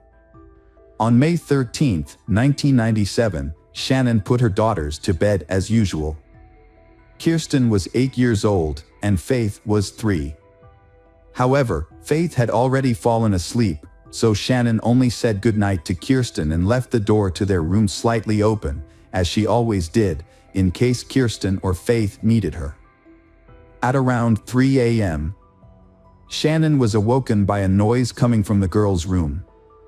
Thinking one of her daughters was awake, Shannon got out of bed to check on them. As she approached the door, the noise stopped. Assuming her daughters had gone back to sleep, Shannon was about to return to her room when she noticed that the door to their room was now completely closed. This was unusual, as she was certain she had left it slightly open. She wondered if one of them had closed the door or if she had simply forgotten to leave it open. Shannon opened the door slightly to check, but she didn't enter the room before returning to bed. Shannon went to wake up her daughters at 6:30 a.m. the next morning, but only found Faith in their bedroom. Shannon asked Faith where Kirsten was, and when Faith said she didn't know, Shannon began a thorough search of the house. However, Kirsten was nowhere to be found. Shannon then checked outside the house and contacted the parents of Kirsten's friends to see if she had come to their house. But no one had seen her. Shannon's search efforts led her to call her father, who lived nearby, to see if Kirsten had gone to his house or not. Unfortunately, he hadn't seen her either. At this point, Shannon realized Kirsten was missing, and her father advised her to call the police. When the police arrived, they initially thought Kirsten might be hiding in the house or had simply wandered off for a walk, given the town's low crime rate. However, upon inspecting Kirsten's room, they found the window slightly open with a few drops of blood on the frame. This raised their suspicions that something more serious had occurred. Further investigation led them to discover a piece of children's underwear stained with blood on the ground outside the window. After confirming with Shannon that the underwear belonged to Kirsten, the police realized they were likely dealing with a kidnapping. More officers were called to the scene to assist with the investigation, which marked the beginning of a more extensive search for Kirsten. The police investigation into Kirsten's disappearance began with a search of the area around the house. During this search, the police spoke with Kirsten's mother, who reported hearing a noise at 3 a.m. and now realized that it may have been the sound of her daughter being taken. Despite the search, nothing suspicious was found, and the police began canvassing the neighborhood, speaking with all the residents. Unfortunately, none of the neighbors reported seeing or hearing anything unusual on the night of the abduction. However, one neighbor did mention being woken up by a barking dog around 3 a.m., which coincided with the time of the abduction. With no solid leads, investigators turned to a child psychologist to interview Faith, who was only 3 years old. Despite her young age, Faith was able to share what she had witnessed, but her statement was limited to a single phrase: "A bad person came and took my sister." This confirmed that Kirsten had not left the house voluntarily, but unfortunately, it did not provide any further information about the perpetrator or Kirsten's whereabouts. Detectives had to restart the investigation practically from scratch. Their initial suspicion leaned towards someone who knew Kirsten well, as it seemed unlikely that a stranger could abduct her from her own room without a sound. Working on this theory, police discovered that Kirsten's mother, Shannon, had a history of drug-related problems. The detectives considered the possibility that the abduction might be related to this. Perhaps the mother owed money to some people in the criminal underworld, and they decided to take her daughter as payment. The police did not rule out the mother willingly handing over her daughter. This would explain why the abduction happened almost silently. The investigation into Kirsten's disappearance continued, with detectives initially speaking to Shannon, her mother. Shannon denied any involvement, claiming to have been clean from substance abuse for some time and insisting she would never harm her daughter. Although detectives were not convinced of Shannon's innocence, they could not find any evidence to prove her involvement. The police then turned to the public for help, using the media to ask for any information that might be relevant to the case. In response, they received hundreds of calls, but most of the calls were fruitless. However, one clue provided a promising lead. A woman reported her boyfriend's suspicious behavior, including aggressive outbursts and a disturbing threat he made during an argument. The police investigated the man and discovered that he knew Shannon's brother, which meant Kirsten might have known him too. Additionally, the man had a history of drug use and assault, and he had previously been familiar with the Hatfield family home.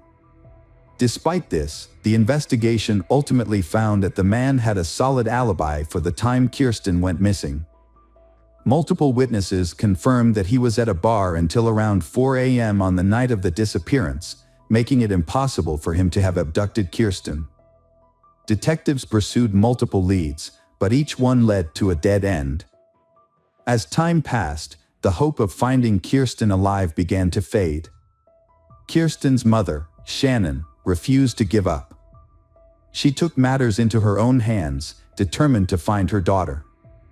She gave interviews to local media outlets, distributed flyers, and even investigated potential suspects on her own. However, Shannon faced numerous obstacles. Many local businesses refused to display Kirsten's flyers, citing company policies. She also attempted to meet with the state governor, but was unsuccessful. Shannon established a volunteer center to help find Kirsten. The center focused on distributing flyers and engaging with the media. However, Shannon encountered new challenges. Some volunteers stole money, lied about their work, and used the media to gain attention for themselves. Despite these setbacks, Shannon persevered in her search for the truth. After years of effort, Shannon realized that her approach was not yielding results. She enrolled in college, earned a degree in criminology, and became a parole officer. Shannon's goal was not only to find her daughter's kidnapper but also to protect others from potentially dangerous criminals who might be released from prison. Shannon suspected Kirsten's kidnapper had a history of violent crimes. To pursue this lead, she researched people with violent pasts in her area but found no connection to Kirsten's disappearance.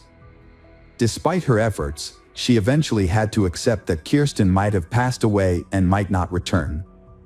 Still, Shannon continued to search for answers. Periodically, police reopened the case to investigate new leads, working with the FBI to create an updated sketch of Kirsten's possible appearance. In 2014, there was a breakthrough in the Kirsten case. A woman contacted the police and shared a shocking discovery she had made while sorting through her late mother's belongings. Among her mother's possessions was a diary detailing the woman's father's confession, claiming he had killed Kirsten Hatfield. The diary was extremely detailed, and detectives were convinced of its accuracy. According to the diary, the man had kidnapped Kirsten from her bedroom, took her to a house he owned in a nearby town, and murdered her after horribly torturing her. The description of the crime process spanned many pages, leaving even veteran investigators confused. The diary also revealed that the crime had been recorded on a videotape. Investigators immediately questioned the woman's father. However, his reaction was surprising. While he denied any involvement in the Kirsten case, he asserted that he had known who was responsible for Kirsten's death, saying the murder had occurred at his ex-girlfriend's house. The police were confused and asked for the house address. They quickly received a warrant and sent a team to thoroughly search this house. The forensic investigation began with a crucial step: the use of luminol, a substance that glows when exposed to very small amounts of blood. When the forensic team applied luminol to the scene, they were surprised by the results. An expert later described the house as lit up like a Christmas tree due to the numerous bloodstains. The bloodstains matched the details of the murder described in the diary, leading the team to believe they had finally found concrete evidence. To investigate further, police removed the floorboards, cut out sections of wallpaper and sent these items to a laboratory for analysis. They also organized an excavation team in the hope of finding the victim's body. In addition, the police also discovered a box containing hundreds of videotapes in the house, so they had to review the diary. They suspected that one of the tapes might have contained footage of the victim being abused. Detectives meticulously reviewed each tape, but after hours of analysis, none of the tapes were related to the murder. Excavations also proved fruitless, with no remains or evidence found in the soil. However, just when the investigation seemed to have been gaining momentum, the police encountered an unexpected and shocking episode. Experts who analyzed the bloodstains in the house concluded that the bloodstains had actually belonged to an animal, not a human. This revelation left the police stunned and wondering what had just happened. Had someone deliberately deceived them with a cruel joke? Or was the person writing the diary struggling with mental health issues and convinced by a false narrative that had developed in their mind? The truth was still unknown. Detectives had run out of leads in Kirsten's case, and the case was once again stalled. In an effort to revive the investigation, the case was reassigned to a new detective named Daryl Miller in the summer of 2015. Miller decided to start from scratch and review all existing documents and records. During his scrutiny, Miller discovered something surprising. His predecessors had overlooked some key evidence, including blood found on Kirsten's windowsill and on her underwear. The evidence had been stored in a warehouse, but shockingly had never been sent to a laboratory for analysis. Miller suspected that the reason for this might have been because police initially thought the blood belonged to Kirsten, which would not have yielded any useful results. However, Miller decided to send them to the laboratory for analysis. The results were surprising. The blood sample did not belong to Kirsten, but to an unidentified man. This was a significant breakthrough after many years of investigation. Miller decided to collect DNA samples from all the men who had participated in the investigation since the kidnapping. Police tracked down each person on the list and sent their DNA to a lab for analysis. Everyone was cooperative and provided their DNA samples quickly. Miller patiently waited for the results, and finally he received a call from the lab. Experts had analyzed one of the samples and found a perfect match with bloodstains found on the window and the victim's underwear. The DNA belonged to Anthony Palma, 56. The Hatfield family's neighbor who lived across the street. Anthony had been one of the first people the police spoke to on the day of the abduction. At the time, he claimed to have woken up around 3 a.m. due to his dog barking.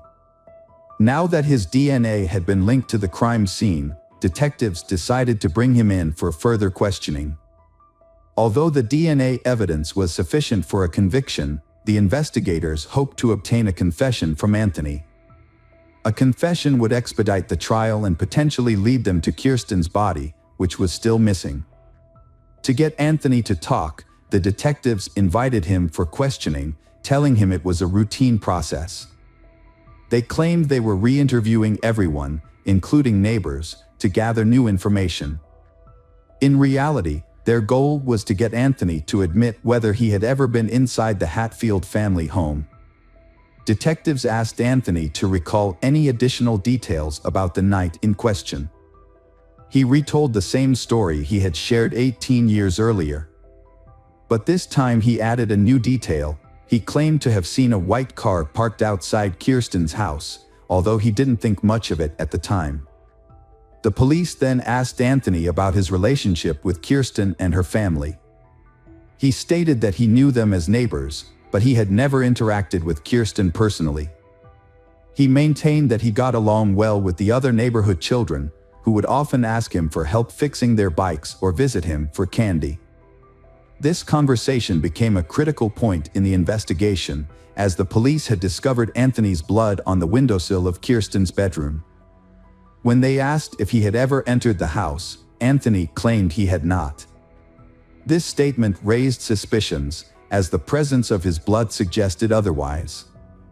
The detectives faced a challenge. Anthony's blood was fresh, suggesting it had been left recently, but he had had a visit to the house when it belonged to a friend. The investigators decided to move forward with the interrogation. Informing Anthony that his blood had been found in Kirsten's room and on her underwear. Anthony repeatedly denied ever entering the house, despite the evidence to the contrary. The investigators attempted to extract a confession, but he consistently maintained his innocence. The detectives changed their approach and exited the room, leaving Detective Miller to speak with Anthony privately. Miller entered with a photo of Kirsten, placing it in front of Anthony. However, Anthony promptly pushed the photo away, refusing to look at it for the remainder of the conversation. Miller asked various questions, attempting to prompt Anthony into a confession, but he continued to deny any involvement. Failing to obtain an admission of guilt, the police ended the interrogation and apprehended Anthony. A subsequent search of his residence, made possible by a search warrant, uncovered no evidence of Kirsten's remains or any other relevant evidence. During the trial, Anthony repeatedly denied any involvement in the crime. But DNA evidence told a different story. As the trial progressed, new details emerged that the police had initially overlooked. It was revealed that Anthony had a history of run-ins with the law, including a prior conviction for breaking into a girl's bedroom and assaulting her. He had also been imprisoned in the 1980s for a violent attack involving a weapon. Anthony's past convictions signaled his dangerousness, yet were overlooked in 1997. In 2017, a jury returned a guilty verdict for Kirsten's kidnapping and Kirsten's murder, and Anthony was sentenced to life in prison. Despite the guilty verdict, Anthony never disclosed the location of Kirsten's body. Kirsten's mother refused to give up hope, however. She consistently reached out to Anthony, calling and visiting him in prison, in an effort to find out where Kirsten's body was. She spent hours trying to extract the truth from him, but ultimately, she was unsuccessful. Tragically, in 2019, Anthony was killed by his cellmate, who was motivated by a desire for revenge for Anthony's horrific crime against a child. As a result, Kirsten's family's only hope of finding Kirsten's body now depends on hikers or tourists who might stumble upon it in remote national parks, where Anthony may have buried her.